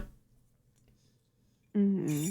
It's a complex topic. Like it is a shame. I think people have gotten a little bit too far into it. We the simping the hot evil guy, like Reese said, pulling up the hot to psychotic thing. I will say a certain level of psychopathy and just craze is kind of attractive in a lot of villains, but it hits a difference between like the crazy that's kind of hot and the genuine actual evil darkness. Like I can't fathom looking at Coriolanus Snow when he's lying directly to somebody's face, or the way, not trying to reveal anything, not saying anything about the plot, but there's a specific moment where he picks up a gun, just a random fucking gun. The way that man, as a white man, looks at a gun, gave me the fucking shivers down my whole back. Like, scared the fuck out of me to a genuine degree. That's how you made a villain. I'm scared of Coriolanus Snow from that one look. Some girls are just a little delulu. I fucking hate it. I hate it. I talked about this with Ice specifically about Hunger Games because we were talking about Hunger Games with it because it just came out, and I mentioned that I related Gale to Jace and Arcane because I feel like Jace is overhated, and I was talking about Jace and Silco, for opposite reasons, and I with not that either is bad, just relating their arcs because they're supposed to be flows of each other. And I was talking about how Jace I view like Gale. I like Jace more than I like Gale, but like I think Gale in the especially like the TikTok Hunger Games fandom right now is so overhated for the wrong reasons. And I was explaining it to Ice. People like him. People dislike him for the wrong reasons. Like they take this like very obviously survival mindseted traumatized 17, 18-year-old teenager, and they put him on the same moral level as Snow. Yeah. And I just don't agree with that. Like, he did some bad shit, and he's not a good guy. Absolutely. But he also was just fighting for his life, while Snow took actual pleasure in making other people's lives miserable. That's the difference. Some like backwater teenager that has to go like hunt, Yeah, kill shit, a survive, and child being like, yeah, you need to decides go up against a senator, like. Yeah, a child decides that it's a good idea to drop bombs on Capitol people to make it like to try and fight for his side of the war, versus a man selling 16-year-olds as child, people who would buy their bodies and sending children into arenas at the age of 12. Like there's a difference that people don't pay any attention to, that is between actual action taken and intention behind the survival. action. If the intention behind the action is, I would like to wake up tomorrow, you can't take it the same as the action being like, I would like my public image to be good. Two different actions, even if they did the same thing. Like, I want people to think I have money versus, please, God, let me eat. Exactly. I don't want to be whipped for getting food. In the books, Gale is whipped in the second book, not because he stood up for someone, but because he hunted. Yeah. He just wanted food. My bitch wanted to eat dinner, and they said, absolutely not. Like, it's just... People are like, nah, he sucks because he did 2 bad things and tried to kiss Katniss once. I'm like, I don't think that he should have kissed Katniss, but guys, he's not a dictator. I need you guys to calm down. Katniss also was a teenage girl who was running around kissing multiple boys because she was trying to survive and also coping with major trauma. I was an idiot at 16, and I didn't have to kill people. She's going through it right now. Can we just acknowledge how unbelievably intelligent Peeta Mellark is in the way that he manipulated the games? Unbelievably intelligent. Like him being like, and she came here with me, like, ooh. Yeah. Yeah. He knows what the fuck is up. He catches on. Honestly, both him and Katniss, him more so, but Katniss to a certain degree. I couldn't have pulled this shit off at 16, 17 years old. The way that they catch on to those bits and they go, oh, this is the lie I have to tell to save my life today. Deal. Let's go. Yeah. Like, that is something I couldn't have done it. I would have been dead so quick. How long do you think you would have lasted in the Hunger Games? I've thought about this, and my tactic would have been to run and hide. And I would just try and wait it out. That's like District 6 did that, I think. Yeah, that's my tactic. They ran and hid. They were lumber, weren't they? They like hid in the trees. No, District 6 is transportation. Oh, they're the ones that are addicted to a lot of District 6 is addicted to drugs because the Capitol had to keep them like from revolting, because since they have so much power over like the transportation, they had to keep them reliant, kind of like Shimmer with like Arcane. They're just like stoners. they had to like literally give them the equivalent of methamphetamine. Stand my methamphetamines. But yeah, that'd be my strat, would just be to hide. I said fox face. Really... I would see. Here's the thing. I definitely. I kind of go to similar to fox face, just running and stealing shit, pretty much. I would go. I would like to say that I would have like a strategy that I would think of anything, but in all reality, I would probably end up with the same strategy in mind as I would if it was a zombie apocalypse, which is that I don't like high stress situations, and in all honesty, I probably wouldn't want to survive. So I don't know exactly how far I would get, but I would probably end up running for the cornucopia, try and get a weapon, and get my ass killed. Like, that is more than likely how I would end up going out, because I wouldn't want to run out into that like stadium and try to survive. I don't want to face the woods like that. I don't want to face the zombies, the monsters, the gas, the fire, the tidal wave, whatever the fuck is coming. I'd rather go get a knife, try to take some bitches out on my way down and get a fucking trident through my face and let it be over. Like, that's that. I don't even know if I'd kill anybody because there's not even any reason to. My life's in danger. I'm going to die. I think Emily either went to like plug something in or something. Okay. Anyways, that's my take. My Reese? team had like a Hunger Games, not like a Hunger Games thing, but we did like an assassin thing just for like shits and giggles.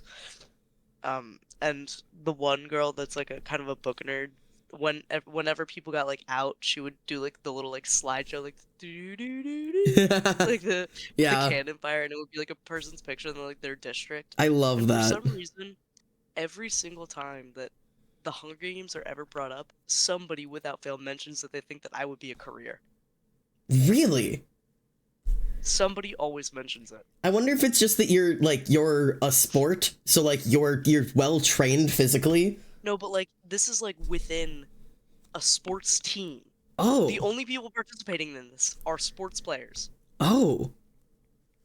What is your take on that? Are you insulted or complimented? I wouldn't even know how to take that. I don't know. I don't know why you think I would have like trained my entire life to kill people. Is this a compliment or an insult? I don't know.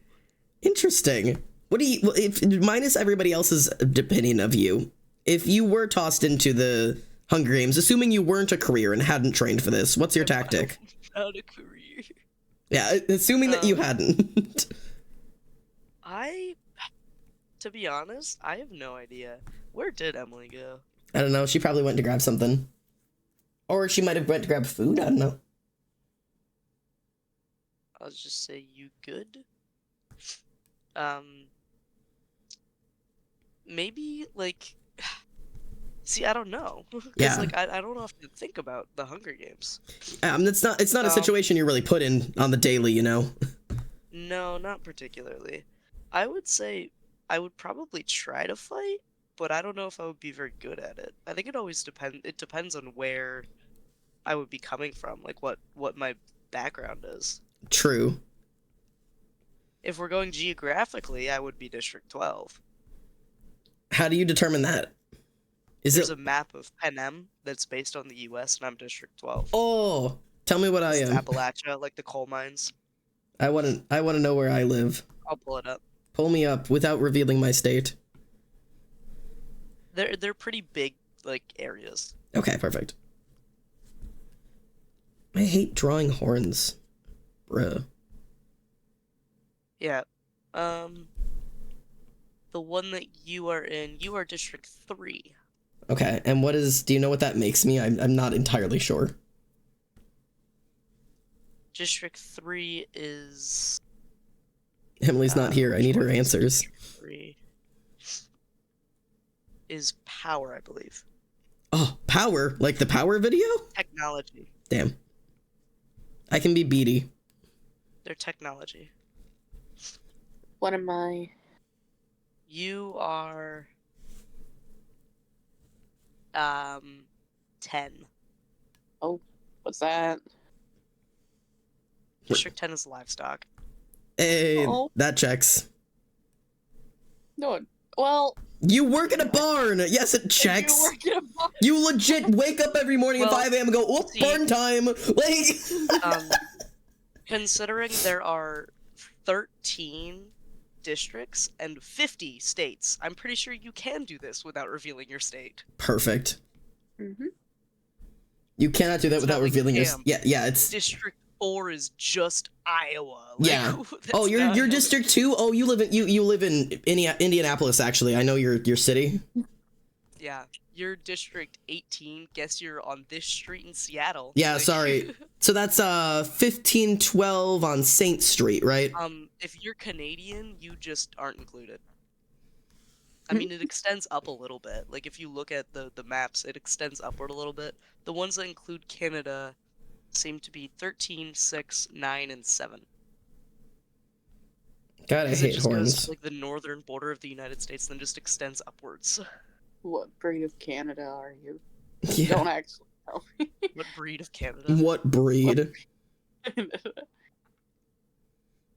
I hate horns. Drawing horns is stupid. I don't want to go to the barn tomorrow. Thinking about it. Sorry, you're livestock. You gotta. Sorry, livestock. Go check in for the day.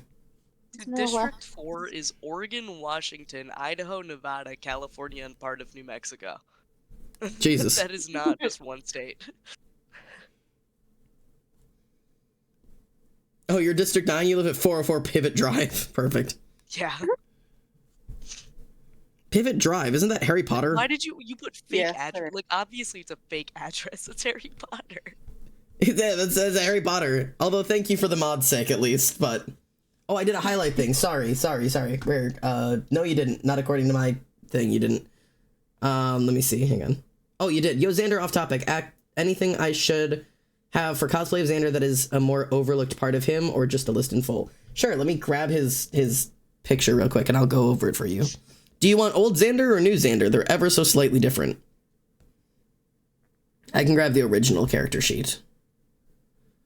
They put the map in spam and memes. Where's my... Isn't like Nova's a newly visible star, right? Huh? No idea. A Nova's a newly visible star, right?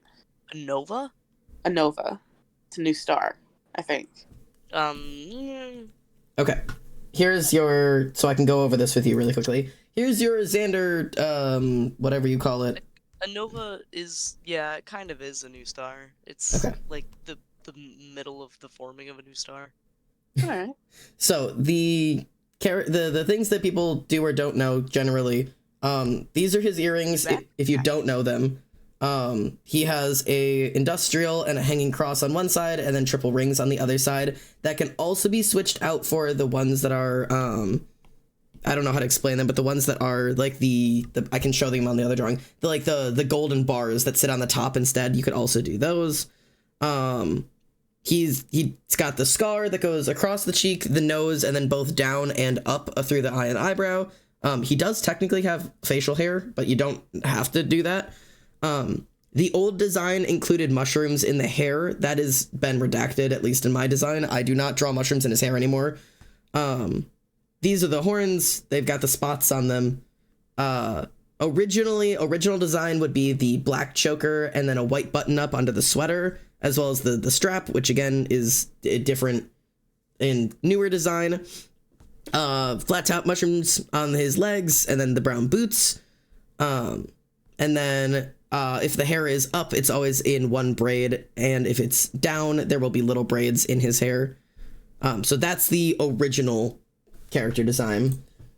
And then I can make a switch. You don't have to not draw the mushrooms in his hair. You still can. I just no longer draw him that way. Mushrooms anymore? I don't draw him with mushrooms anymore, no. Either. Aww. I just stopped doing it. I don't know. Here you can still draw him with mushrooms in his hair. I just don't do it. He took care of his fungus problem. Yeah, he finally washed his hair.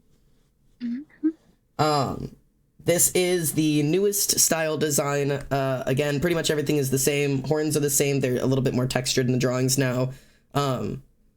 Again, same piercings. He's got the cross hanging and then the industrial bar, and then he would have 3 rings on the other side, but you can't see that. And the only major switch out is that the white button up has been replaced with a black long sleeve. It is a turtleneck and also goes down to loop over the ring finger. So that can be that is the newest thing. It is the only major change. Yeah, I know the drawing improvement's crazy, isn't it, Marie? Look at my snake. Look at my snake. I love this snake so much. I would die for this snake. I love it literally so much. I love my snake. Anyways, and then yes, everything else is essentially the same. It's all pretty much identical. I added a little gold ring for his hair. But the thing I want to be clear about with this is this is my design for character Xander. I draw him this way. By technicality, this is a Minecraft character. You guys know this. You've seen the Minecraft skin. You know how many different ways people have to draw Minecraft characters, from fucking any SMP you've ever seen ever. There's a million designs to every Minecraft skin. If you want to put horns or mushrooms on his horns, absolutely do it. If you want to draw a totally different outfit for him, go crazy. If you whatever you want to do, Like, he's as much yours as he is mine. Like, take it, run with it, add what you want, take away what you want, headcanon what you want. Like, and as the lore progresses, there will be a lot more ways to draw him and new things that you'll know about him to add to it. So please don't ever be like, oh my god, I draw Xander wrong. As long as you have his, like, the major important features, all Xanders are Xanders, and that is 100% acceptable. Go crazy with it. The only things I'm super, like, stuck on that, like, it's not Xander if you don't have it, white eyes, long ears, the horns, and I guess the hair, like purple hair. Besides that, fucking go wild. I don't go crazy. Go nuts, show nuts. Go crazy, go stupid. Ah. Yeah. So, yeah, anyways, have fun with it. Wait, Zan, your name is different? What? Do you mean my name on screen that says almost boob? Yeah. That's boob. Guys, new screen name.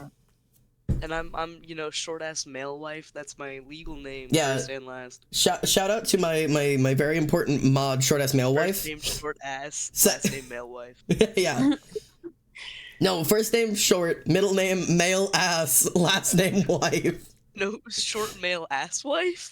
Short wife ass male. Short. No, I need to change my Short name to wife, short male male ass. ass wife. Short wife ass male.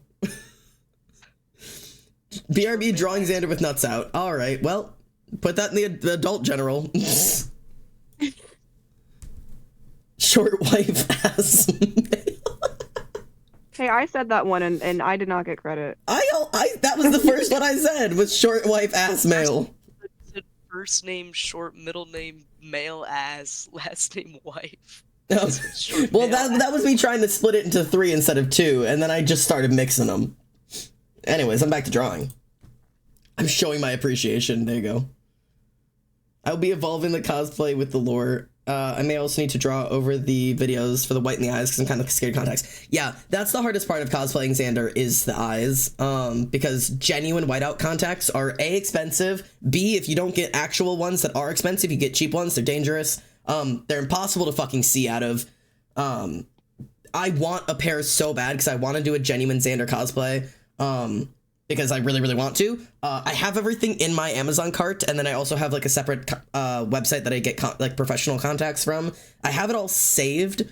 I can't afford to do it right now, but God, do I want to. Maybe next Halloween I'll do it. Short male wife ass. I like that one. No, I'm good, thanks. Short Thanks for suggestion. I will be throwing it away. short male ass wife. There we go. No. That's what yours says. Oh yeah, short male ass wife is fine. Short male wife ass is not good. There you go. I'm gonna dip out later, Marie. Thank you for being in here. No, we can't be having flashbacks to snort ass, eat grass, touch ass. Oh. Reduce, reuse, recycle. And that's what we do with our jokes. No. I've never had an original bit in my entire life, guys. Not once ever. Oh my god, speaking of unoriginal bits, I've got a question for you guys while we're here. Yeah? It is a classic would you rather, and it's not games. Would you rather, no, it's not games and bacon. No, Oh, it's what not. about unlimited games, No, but no games? No. What about bacon and games? No. But no games. No, wait, games but no bacon. Or wait, no, unlimited games. What about, No. games and bacon and Here's the question I want to pose. It's a classic would you rather, actually still from Treckle Sandwich. Would you rather watch your parents I've definitely fuck? heard it before. Yeah, you have. Watch your parents I fuck have. like thousands of times, or join Definitely. once and make it stop. Which one, Reese?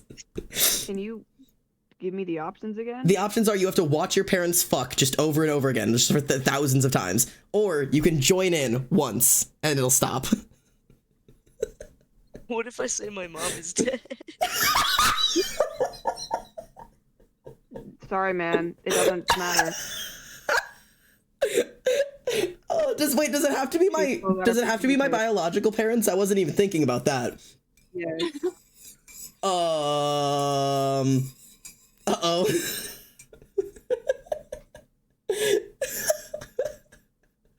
Why are so many of us going, well, my parents are divorced, so god damn it, all of us, My parents guys. are also divorced, but they would probably still, like, in this hypothetical, have sex. I don't think you get out of it. Also, my mom isn't dead. I just thought it would be funny. Good god. You fucker. Dude, my parents are poly. Don't that what? So what does that just be like? I guess I'll join in. Like, what's I don't think you guys understand what polyamorous means. Oh my god. It would be your biological parents in their current state. That would be fucking horrid. Anyways, I would join in simply because it doesn't say how much I have to participate. So I would do I'm gonna pull my father's shoulder and be like, all right, I'm done. Yeah, I'm gonna rest my hand on my mom's shoulder. Be like, all right. And then it'll be over. Oh my god. Yeah, I think some people are into other people watching, so you can just sit there and watch and be like, yeah, I participated. You guys can't say what. I answered the question. I think I'm gonna join Emily on this one. I would rather join once Join than have one to time watch and it don't really just get unlimited that much. times. Yeah. Yeah. Like, yeah, I can just I can be the person cheering on in the background. That's participating. Anyways, that's the uncomfortable question I wanted to pose on stream today. I'm so glad that's on the internet. I'm gonna get canceled for that at some point. Flip it, guys. I dare you. No, wait. I dare you. Like, No. genuinely do not. / Don't do no it. / please I'd rather die. /SRS. This is one of those Xander Please After do Dark not. streams. That's what this became. This is a I Xander. don't want It to is fuck my parents. I need to make it 8:45 abundantly PM. clear. This stream didn't happen and none of you are here. This cannot We're be. making the ocean look hot and sexy. The So, oh god, so real. I gotta make this man look kinda old and really sexy, so. God. I'm just trying to draw a nose. I'm I trying. mentioned Nalzion is my favorite straight man.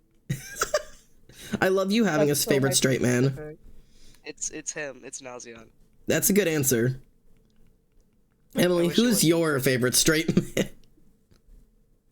Cypress Kano. I was literally going to. Okay, Stay perfect. safe though. Y'all stay safe. Y'all, yeah, get well soon. I'm actually kind of impressed that this little doodle is like not turning out horribly, so I'm gonna take this and run with it, man.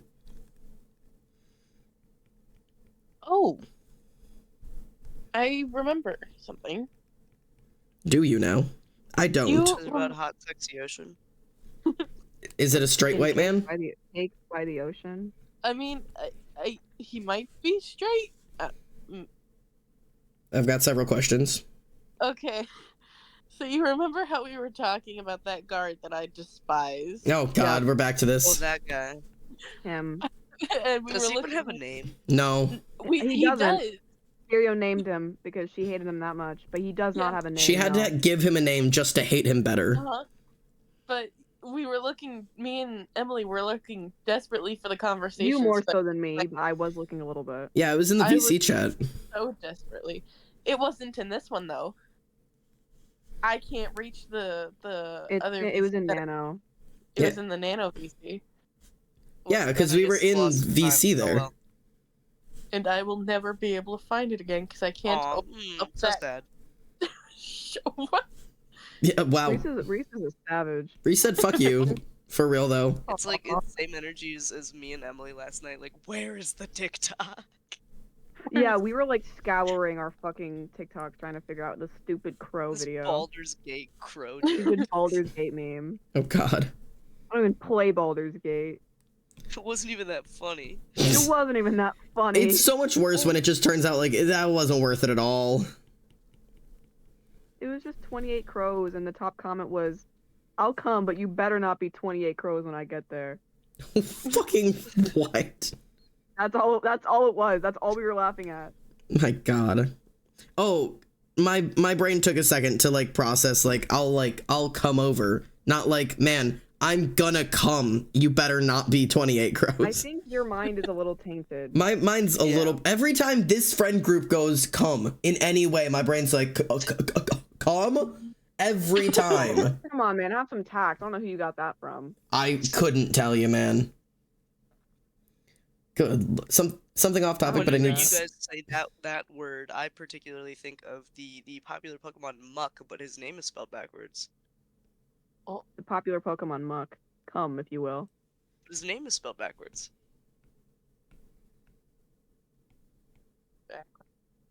So, you know, he's facing backwards. It's like if you put him in Procreate and just flip the canvas, that's come. Okay, Yeah, come. That's Come. That's his twin brother, Come. Come. It's kind of like No, it's kind of like that. M-U-K. That's Oh. how you spell it, M-U-K. Oh. It's kind of like that German brand. Like I have some pencil sharpeners from them, and their name is K-U-M, and I always pronounce it as Cum because I don't want to just say, yeah, this is a cum eraser. Like I don't. I don't man, I want to say love that, my so cum I say it- erasers. I say it's cum. I love my cum erasers. It's It's like, like when people, no, it's I will like go when out of people my can't way say to make it Uranus. They sound have to more say vulgar. Uranus or Uranus. I will go out of my way to make it sound more vulgar. Like, you know the pencil brand, UB? I say booby, just because it sounds fun. Perfect. The cum How do you eraser, use you know, some may say that it's a little messy sometimes, and I just like to simplify it by saying You know, like the cum. little white bits get everywhere whenever They you're get trying to- Oh, everywhere. and God. You can't get it out of the furniture because it's stuck there. No, no. It's just a mess. So you gotta, like, put down, like, a towel when you're trying to erase things. Oh, God. I hate when I don't know how to draw jawlines. I just, like, I Anyways, can't. How are you guys doing, kids? How are the kids here doing? What? Oh, like the chat? Yeah. Hey, You chat. see, since it's an 18+ stream, I don't give a fuck. Hello, Talk about- Zuzia We can Paz. talk about cum when we want. No worries not being here in a while. It's just one of these You're weird not ass missing streams. anything.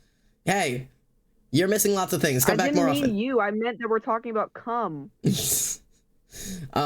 Yes, go draw hot sexy water. I love that you're doing rotoscoping in class. That sounds fucking awesome. I need safety advice for moshing. Okay, I got you. Sounds like a trap. No, wait. I'm hungry, but I don't want to eat. Go eat anyways. You're hungry, so go eat. If lore characters, but tainted variants, basically just take their main trait power and ruin it beyond belief. That can be something we talk about once the lore is out, but yeah. Please, yes, please. I already know what they would all be, Sure but not a yes. headcanon? Yeah, is that a headcanon or is that real? Yeah, I don't know, but I don't know, man. Slash LOL. Haha. Who asked about moshing? Sauce. Nuggets. Saucy nuggets. My main advice for mosh pits: A, watch it before you go in it. Like once the pit opens, find the edge of the pit, get your feet planted, and watch it for a little bit, and see what kind of a mosh pit it is. Watch what other people are doing, mimic what those people do. Fairly simple. Main rules: don't grab anybody, for God's sake. Like, do not open your hands and put them on anybody. Keep your hands closed, even in fists if you want to, so that you don't accidentally grab clothing. Keep them close to you, like either up by your face or just close by your chest. Shove with your arms, not with your hands, so that you're not accidentally grabbing people's faces. Try not to get elbowed in the face. Don't elbow anybody else in the face, kind of thing. But yeah, other than that, if somebody falls, get them back up. If you fall, trust that somebody else is going to get you back up. Don't get your fingies stomped. That's kind of it. It's kind of just jump in and bounce around. It's just like keep yourself moving. Be very aware that the floor is going to be slippery. It is like lava. the floor is lava and you'll fall if you die. If you fall, you die. But also it's good. It's almost always really slippery because people will spill drinks and water and shit. So just know that when you're going in, that it's, unless you're on concrete, like it's gonna be a slippery floor. And B, just accept the fact that if you are trying to enter a mosh pit, there is going to be danger associated with it, and you will probably be bruised in some places. Yeah, I get bruised in almost every mosh pit I've been in. If you know how to keep yourself safe and other people safe, the goal is never to hurt people. It just happens because there's a lot of energy. It happens. Yeah, it happens all the time. But it's like Usually not more than just like a little bump or a bruise. yeah, But it might happen. I've honestly gotten worse bruises from people crowd surfing than I have from moshes almost always. I think my only major Well, crowd surfing's fucking it's brutal. yeah. You're like, ooh, that's so fun. Yeah, I love crowd surfing. I've done it a shit ton of times. I really, really love it. But it's definitely an adventure. But yeah, moshing, I would even recommend, if you get an opportunity, try a circle pit out first. If one opens up, which are the ones where you're running or skipping in a circle, just because it gives you the feeling of the energy of pushing people around, but nobody else is targeting you. You're just kind of all going together. Whereas like a mosh, everybody's kind of, you're more likely to get hands on. If you get into a pit and it looks like a wall of death is forming and you don't have experience, move away from it. I will say I have never encountered a wall of death that wasn't set up. Like they're almost always coordinated. Call for it. Right, exactly. I've also been in the brunt of a wall of death. It was fucking horrifying and really, really fun. Walls of death are the I'm sure person they at the are fun, front. but if you don't know anything about it, yes, get out. A wall of death, you'll hear the artist call for it, just like they call for mosh pits or anything else that they do. And you will notice it because the crowd, instead of just being the circle of the mosh pit, will split open to an alley, essentially, that goes from where the stage is to the back of the room. They'll split the crowd in half, so there's a big gap, and both sides of the crowd face each other. And then instead of when the beat drops, the crowd is like moshing in a circle. When it builds up, usually you'll see a couple guys like army crawling or somersaulting back and forth between the areas until the beat hits, and then both sides of the crowd from front to back will rush at each other and just collide. So it's kind of like the entire crowd gets turned into a giant mosh for a little bit as everybody just smashes into each other. They're very high energy. A lot of people like them. You are really not going to run into one unless you're at a fairly heavy show. Yeah. I've done one. I've been in like maybe 3 in my life. I think 2 of them were Motionless in White. I'm trying to think of who the fuck that other one was. It was at Warped Tour, so admittedly, I don't remember who the band was. You want to know who the strangest artist that I have seen a wall of death form for is? Who? The Dropkick Murphys. That does seem odd. It wasn't like a big one, but I saw a video of it somewhere, and it was distinctly the Dropkick Murphys, unless it was somebody covering a Dropkick Murphys song while they were forming a wall of death. Interesting. Huh. Yeah, So I Totally don't see actually that as know a what the deal was with concert. that, but who knows? Destroy Boys when you saw Pierce the Veil. Okay, yeah, that checks. I don't know Destroy Boys, but Pierce the Veil checks. Anybody opening for Pierce the Veil checks. I'm surprised I didn't see one for Beartooth. I didn't see any for who did I see? Fucking Drowning Pool, that's who it was. Which I was surprised by just because Drowning Pool was really heavy, but they were also a really little crowd. Because they're very old metal. But they were really, really fun. That was like my first like true, like, it wasn't a true basement show, but it felt like a basement show, you know? Like it was just a little group of fucking crazy bitches. How the hell do you make people look aged? Wrinkle. No, not like he has like kind of salt and pepper hair, Ooh. and I don't know how the hell to draw that. That's a great question. It is simply not something I draw, so I'm useless here. I'm just trying to draw a fucking drawing. Like there's just like hints of gray. Maybe just like hints of like eraser in like the beard or the hair. He doesn't have a beard. Nelzion doesn't. I vote everybody should. Give them all beards. Nelzion does not have a beard, but what's his name does? Elzrin does. Yeah. It's your dad. My papa. papa. Your papa. I have 2 concerts coming up. I know of one where moshing might happen, as I've moshed at one of the artists' concerts before. Yeah, I've been surprised by some artists before. I've gone to some artists where I was like really, really surprised that we didn't mosh, and I've gone to some where I was really, really surprised that we did. So honestly, as much as I'm fairly good at predicting the level of intensity of a concert, sometimes I'm caught very off guard because it's like less about the level of the artist and almost entirely like the level of the crowd and how much they're willing to play along. Because I've been to concerts where they're like, open up a mosh pit, and the crowd is like, yeah, fucking no, fuck you. And I'm like, god damn, the disrespect.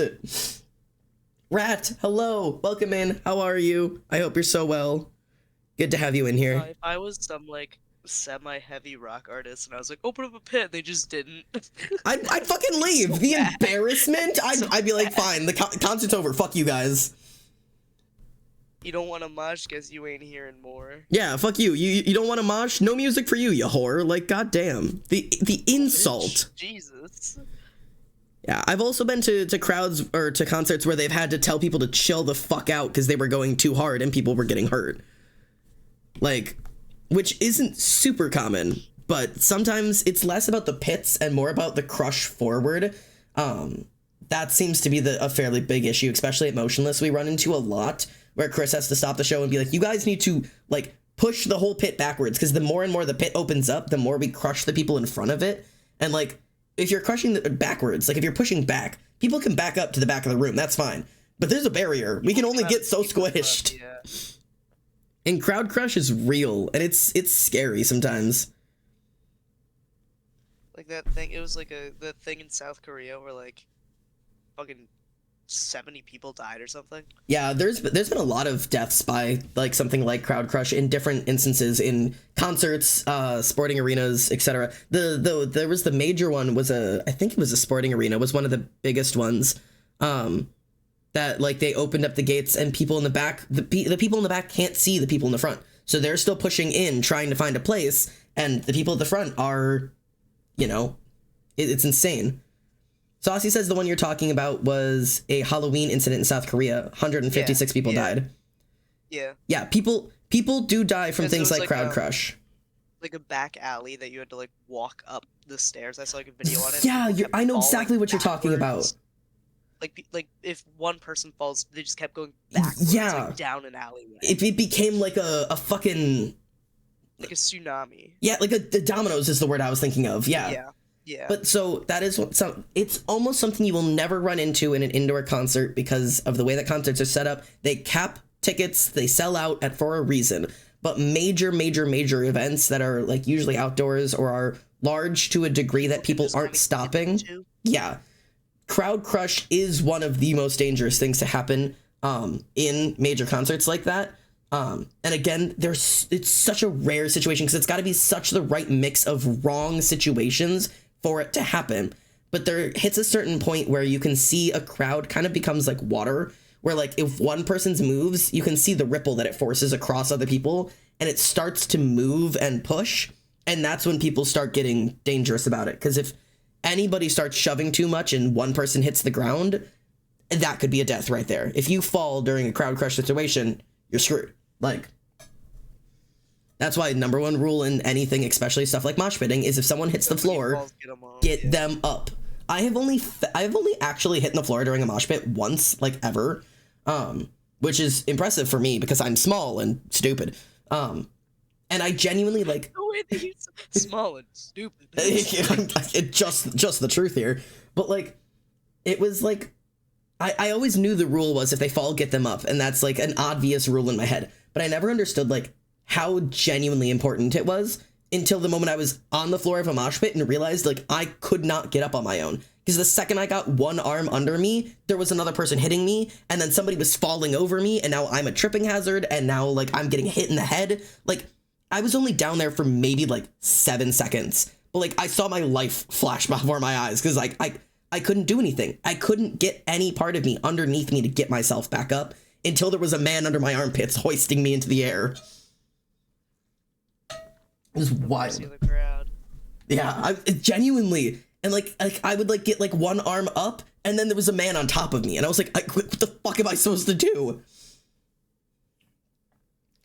I fell moshing the first time. Some burly man with a red beard yanked me up, pat me on the shoulder, and I kept moshing. Yeah. I will say one of my first major events with a concert was also with a large burly man with a red beard. And that Maybe was... same man. It has to be. He's the savior of the concerts. He was at a Warped event, and me and my friend growing up were at the very front of a Warped Tour show, and the crush happens, which I say crowd crush and crush a little bit differently. But the crush is like when the band opens up and like they come up to the barrier and the whole crowd shoves forward to get closer to the barrier. If you're up at front, you're kind of fucked then. And there was a crush that happened where everybody shoved forward to try to get closer to the artist. And me and my friend were literally 15. Like, it was our first year at Warped, and we were like dying. And both of us have asthma, her more severe than me. But so we were both kind of like trying to figure out how to breathe. And she was starting to panic, obviously. And the man just like put his arms around the two of us and like turned them out to the crowd and just pushed and created like a bubble of man. And suddenly it was just me and her standing in this man's arms. Like, it was so surreal. The rendition of the creation of Adam painting. Like, Bubble of Man. I was so like baffled, and that's how I have learned to protect people. I have pulled that same move because it's the only move you can pull when you're like suffocating in a group full of people. I've gone to her with concerts with her a bunch more times, and she still occasionally she knows to stay really close with me. I'll usually keep an arm around behind her during concerts just because she has a really hard time with it. And I've had her tap me and be like, okay, like, can't breathe, I either need to get out or you need to help. And I will do the same thing, that I'll stand in front of her and put my arms around her and then just push until there's enough space that she is not being touched by anyone and she can catch her breath. And once she's okay again, I can let it go and the crowd can come back in. People around me really don't like it because I'm just putting my elbows in you and shoving you away. I really don't care what your opinion about it is. I'm getting her space. Sorry.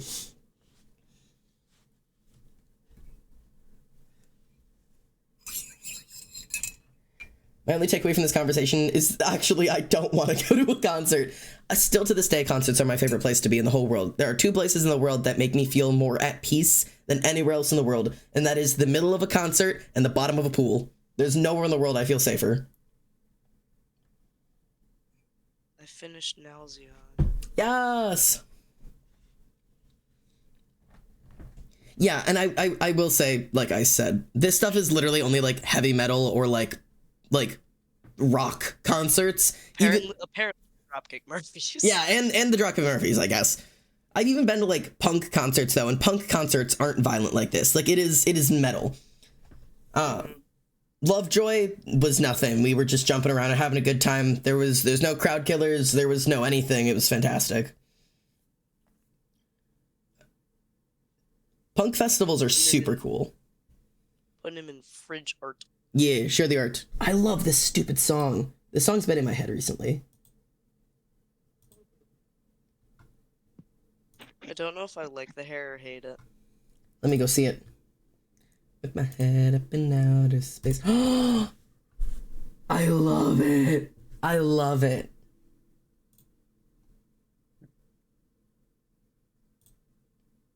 I love it. That's the ocean who really loves his wife. I would kill myself for the Favorite ocean. straight man. I would. Emily, what do you think? I would die for that man. What in the hell? Rotten. A, how did you art so quickly? And B, why is he old? Oh my god. That's so cool. Rotten drew aged Xander. Oh, That's so neat. That's so cool. I've never even like considered that. I like how he has male pattern balding. So real. Representation. It's so cool.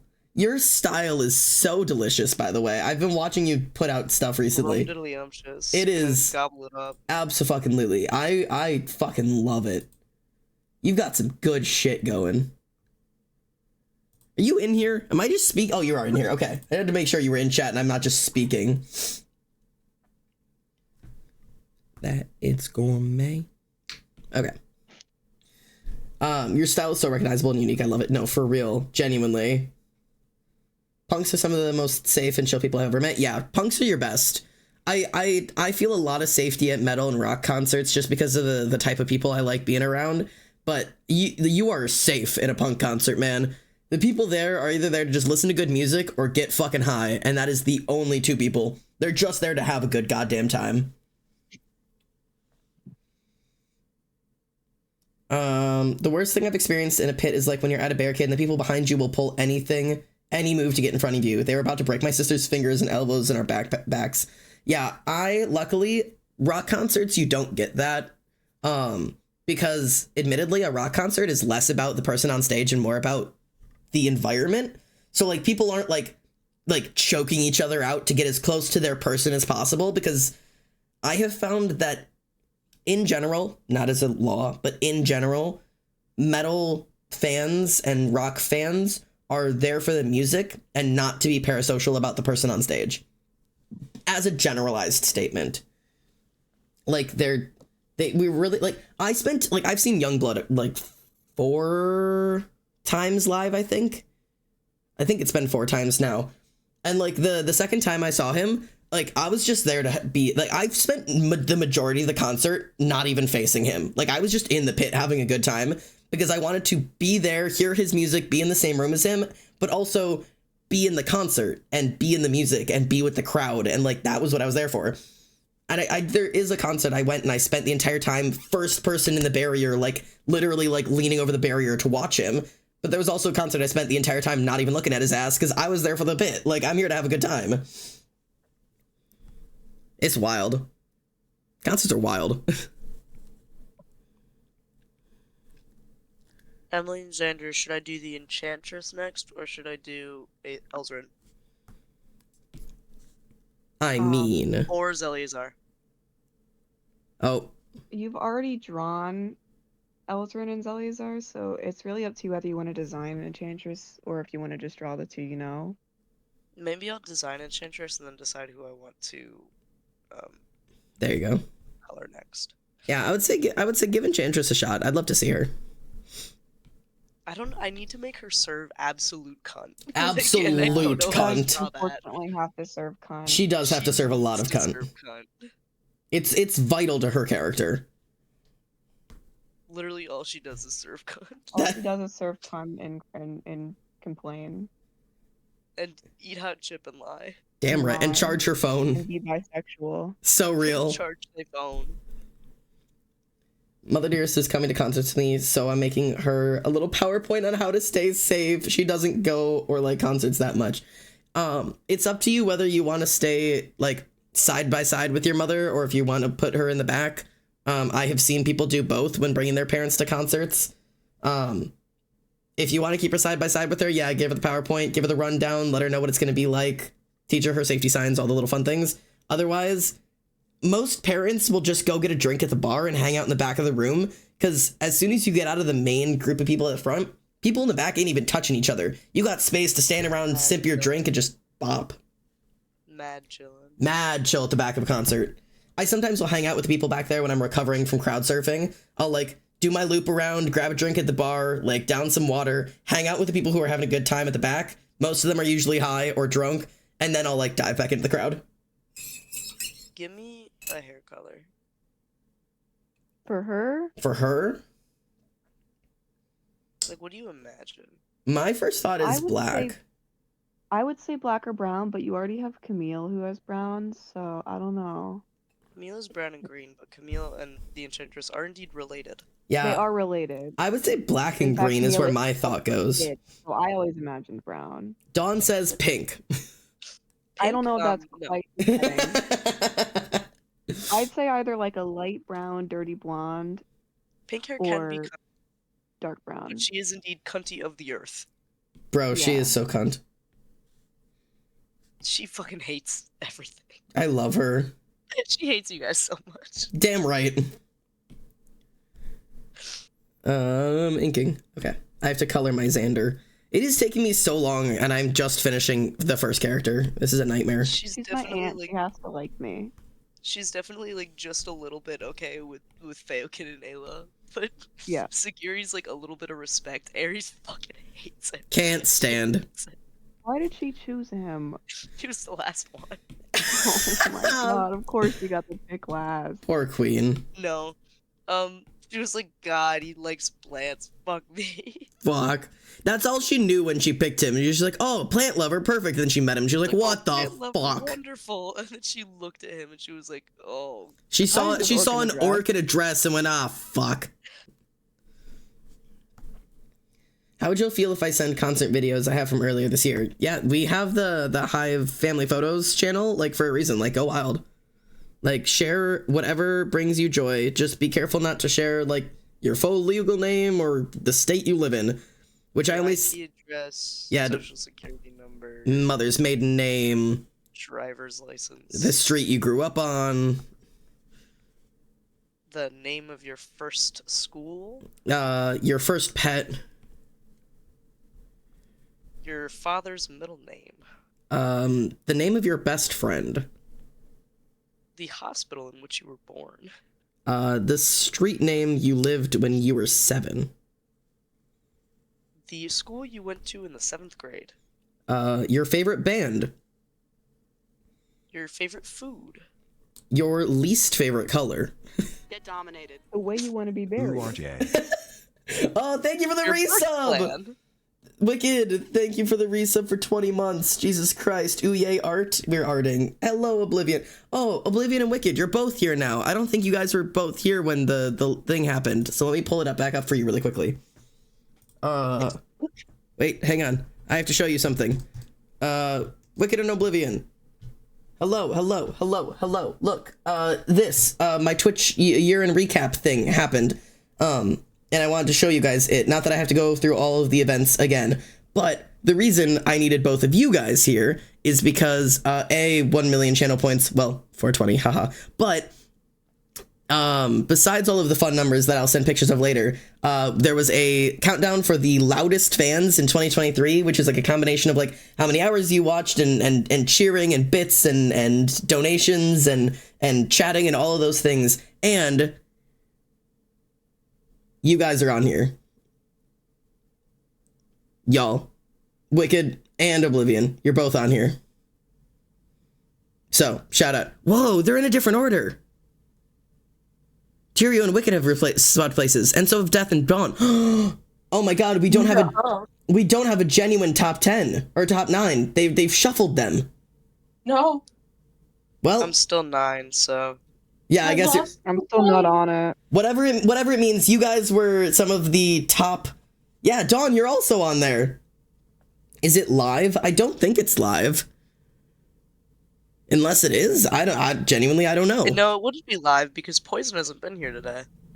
So why would Poison go higher? Yeah, I don't know. Anyways, you guys were I guess they don't have an order for you, but you guys were miscellaneously the top 9 loudest fans I had this year. So, thank you for being around. Very loud.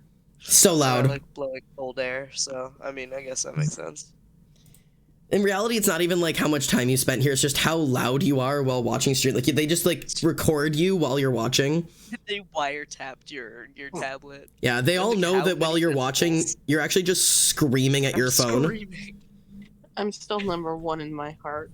You can be number 1 in your heart. I'm gonna start posting those again because when I'm done streaming, sometimes it'll drop me like a statistic that says like, here's your top supporter or your top chatter for stream. I'm gonna start sending those again. Give you guys incentive. You guys want to be top? You want that sweet content creator attention? Then do the interaction buttons, and I give you parasocial love. Like and subscribe. Like, subscribe, and ring that bell so you never miss a notification. So you never miss another video where I'm gonna do so many more cool and awesome things just like this. Just like this. 97.5% of my following is not subscribed. My favorite version of those that'd be great. My favorite version of those is the 99.9% of my viewers are subscribed. So there's just one person who's not subscribed, and it's you. Fix it. Just you. Fix it. Fucking fix it. Those are my favorite versions of like those because they're so funny to me. Guys, long ears or people ears? For her, I like all 3 of the kids having human ears, but does the creator have human ears? No. Given Does elf ears? Does the judge have elf ears? Huh? Does the judge have elf no. ears? Joy Leong does not. She has human ears. Give like an in-between. Yeah, like Olive, I guess. Yeah, instead of like Xander ears or Tara ears. The thing is that they'll have shorter ears. Yeah, give like they're pointed, but they're normal size.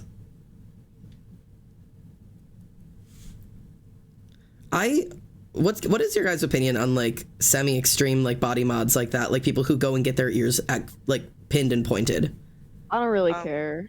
You do it if you want to. The thought of me doing that freaks me out, but I don't care what you do. I like If you have ridges on your hands, I might throw up on you, but you do what you want. I'm one of those people that like I wish I had the balls to do genuine body mods like that. I'm looking into getting my ears gauged, which would be my first like baby body mod, like because like tattoos and piercings aren't. I mean they're technically body modifications, but they're not like part of the body mod like community. That's like the intro level. So like I would love to get like genuine body mods. Like I love the idea of having pointed ears, or even like the people who go to their dentist and get their teeth filed into fangs. I love that shit. I love the way it looks. I just don't think I'd have the balls to do it. The thought of somebody just the imagining the sensation of somebody filing my I will say the fact that I might have to be awake for it would make me want to actually die, but no thank you. I don't know, it's just such a cool look. Like I don't know. I'm such a fan of those. I don't like silicone body mods, the ones that are like the silicone placements under the skin. Not a huge fan of those, personally. Trying to think of like what are the other ones that I've like. I think scarification is really cool. I'm a huge fan of it. If I think I could stomach it, I would absolutely get a scarification mod. I don't think I could though, because I don't think I could sit through it. God, what else is there? I don't know. It's just like body mods are so fucking cool. I love people. I love the way that people look. I think they're fun. I think it would be neat if I wasn't gonna end up working in like some hoity-toity ass engineering firm. But something tells me that they would not think that that was a good hiring aspect. Probably not. And that's kind of why, like, I walk in, I'm like, I want to build your plane, and they're like, why are you bumpy? Why are you bumpy?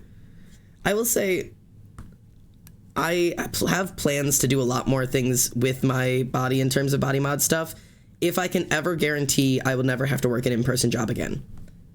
The second I can guarantee I never have to work an in-person job again, the first thing I'm doing is getting a neck tattoo. I want a neck tattoo so fucking bad, but I know it's a bad idea, but God, do I want one. Since when were we ever perpetrators of good ideas? I know.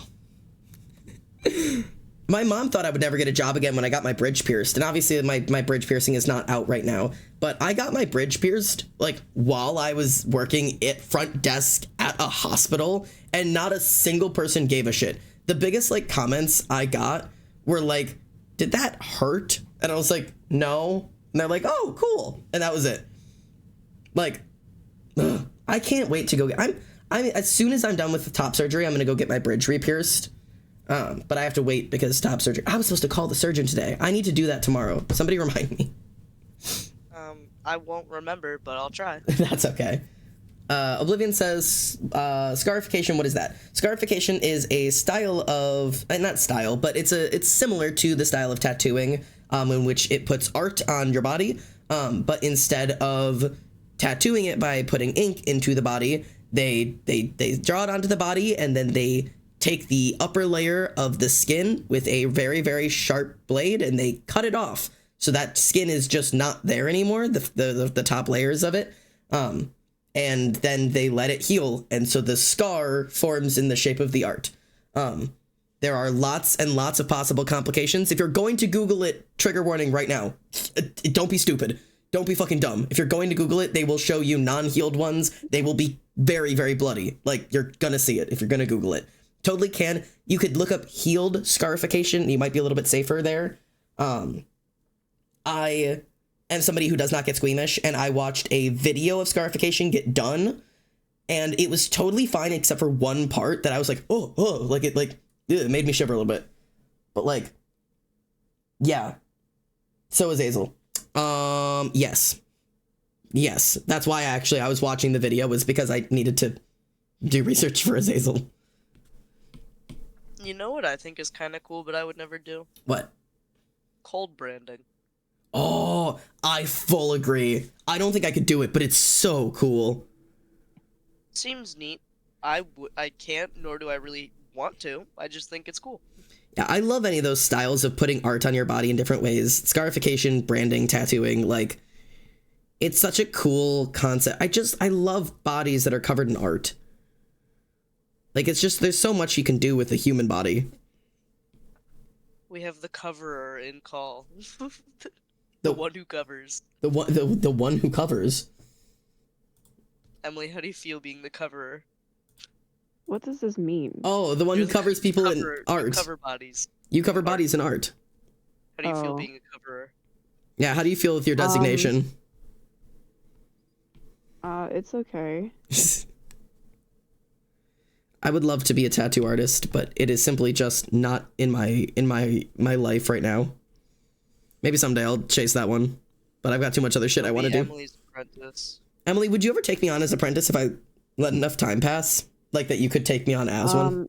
If I've been tattooing for like 5 years, maybe. Based. All right, I know what I'm doing in I would 5 not years. do it- I would not do it next year.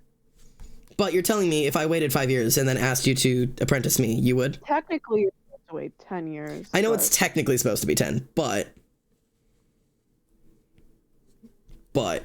my current mentor has been tattooing for 8, and my old one was tattooing for 6, so it's not really a fucking like legal thing.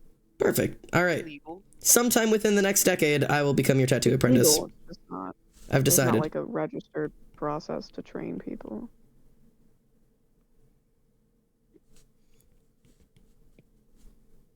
Somebody clip that and come back in 10 years and see if I actually went through with it and became her apprentice.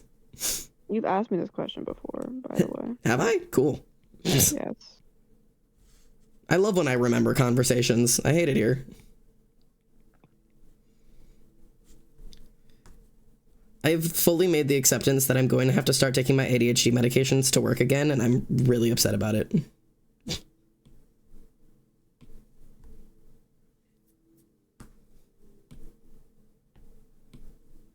Out of the 20 plus designs of villains, you and still put you in a suit. Oh, great. I'm in a suit. You're almost finished with the design. I gotcha. We are but a canvas. So real. I must leave to shower. No worries, mate. Something that always icked me, watching Ink Master, which is not a good representation of tattooing, by the way. It's not, but it is sure a fun show. People calling the clients fucking canvases. Why are you doing that? I kind of Stop love that. it. I think it's such a cool don't. idea. I could Alright. never fathom being like, "Hey, you're my fucking canvas." It just takes away their it takes away their humanity. Like I think it's so weird. Yeah, I mean, it's definitely the point of it is that like they're literally just human canvases because they're just meant to display like when you sign up for the show, like yes, you are I'm like getting aware an of the actual rules of tattoo the on your body, show. but like you're just signing up to be used for a show. Like you're giving your autonomy up. It is a little funky, but I did look into signing up for it, and I was going to sign up, but you had to be able to provide your own transportation to Toronto, Canada, and I was like, what? And like also like the idea of getting like a large tattoo piece done on a time crunch. No, thank you. And also having no choice in what it is. Or who's You can doing choose it. what it is. It's more so that it's Yeah, you choose what it is, not who's unless doing it's a You creative person. can't necessarily choose what it is because canvases have totally been talked out of tattoos before and talked into things that they didn't want, which sucks. But also when you sign up for the thing, like the sign up sheet, you can choose like which of the tattoo days you want to be. Like if you want to do like pinup day or whatever, like you know, like the list of things. But like I don't know, like it's so easy to get it changed on like what you end up being is just I would be very nervous about it. I also think it would be fun though. I would sign up for like a free day and just be like, yeah, go crazy, put anything you want on me. Just because like that's a cool story to have. The Enchantress is getting boobies. Perfect. I drew cleavage lines. I haven't done that in a very long time. Bringing him back. Boobas. Boobas. In this new webtoon, the main character is a lot more endowed. than a lot of my other protagonists are. A lot more busty. A lot more endowed. I I'm love always it. drawing her, and I'm like, I feel like I'm sexualizing this girl. I'm like, she just has tits, and I don't know how to do this normally. She just simply has tits. I simply don't draw a lot of women, and so drawing them, I'm always like uncertain on if I'm somehow doing something wrong, and I'm always just very nervous about it. I've been drawing a lot more women recently. I love that. I've been making some attempts.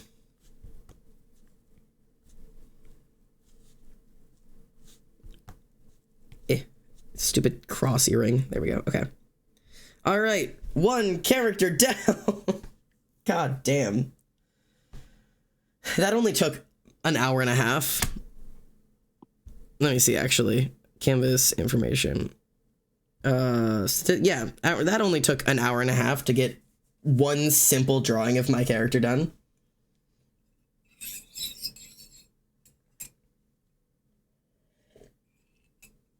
I only draw sexy women and fluffy boys. Now that's a good setup for you. Unrelated question. What kind of villain do you prefer? An absolute crazed and deformed monster or a daddy dealmaker who constantly has a suit on? I would say the second one that you're describing, the daddy dealmaker, are magnificent bastards, which is one of my favorite archetypes. Like, one of my favorite tropes is the magnificent bastard, which are those like really, really like suave, very like manipulative, talks his way in and out of anything, like always in control of the situation, like until they crack kind of thing.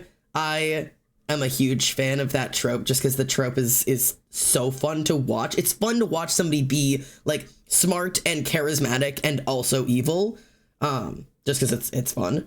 But I'm also a little bit of a horror for the just like I like the progression. I love starting with a magnificent bastard and watching them become more and more and more disheveled and like distraught and just like absolutely like inhuman, just crazed fucking monster, as that like thing that was giving them the charisma like just snaps and like falls apart. My favorite part of a villain is their descent. I like watching them fucking crumble.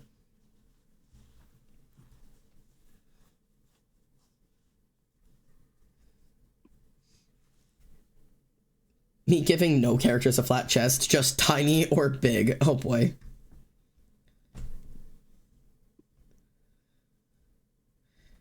I'm trying to decide what level of cunt serve I need to give. High Or level. what type. What type. What type Like of cunt? is kind of cunt serve. Ooh. Like a beach waves. Like what are we? Beach I don't know what waves. hairstyle. God. What kind of cunt? What flavor of cunt are we doing?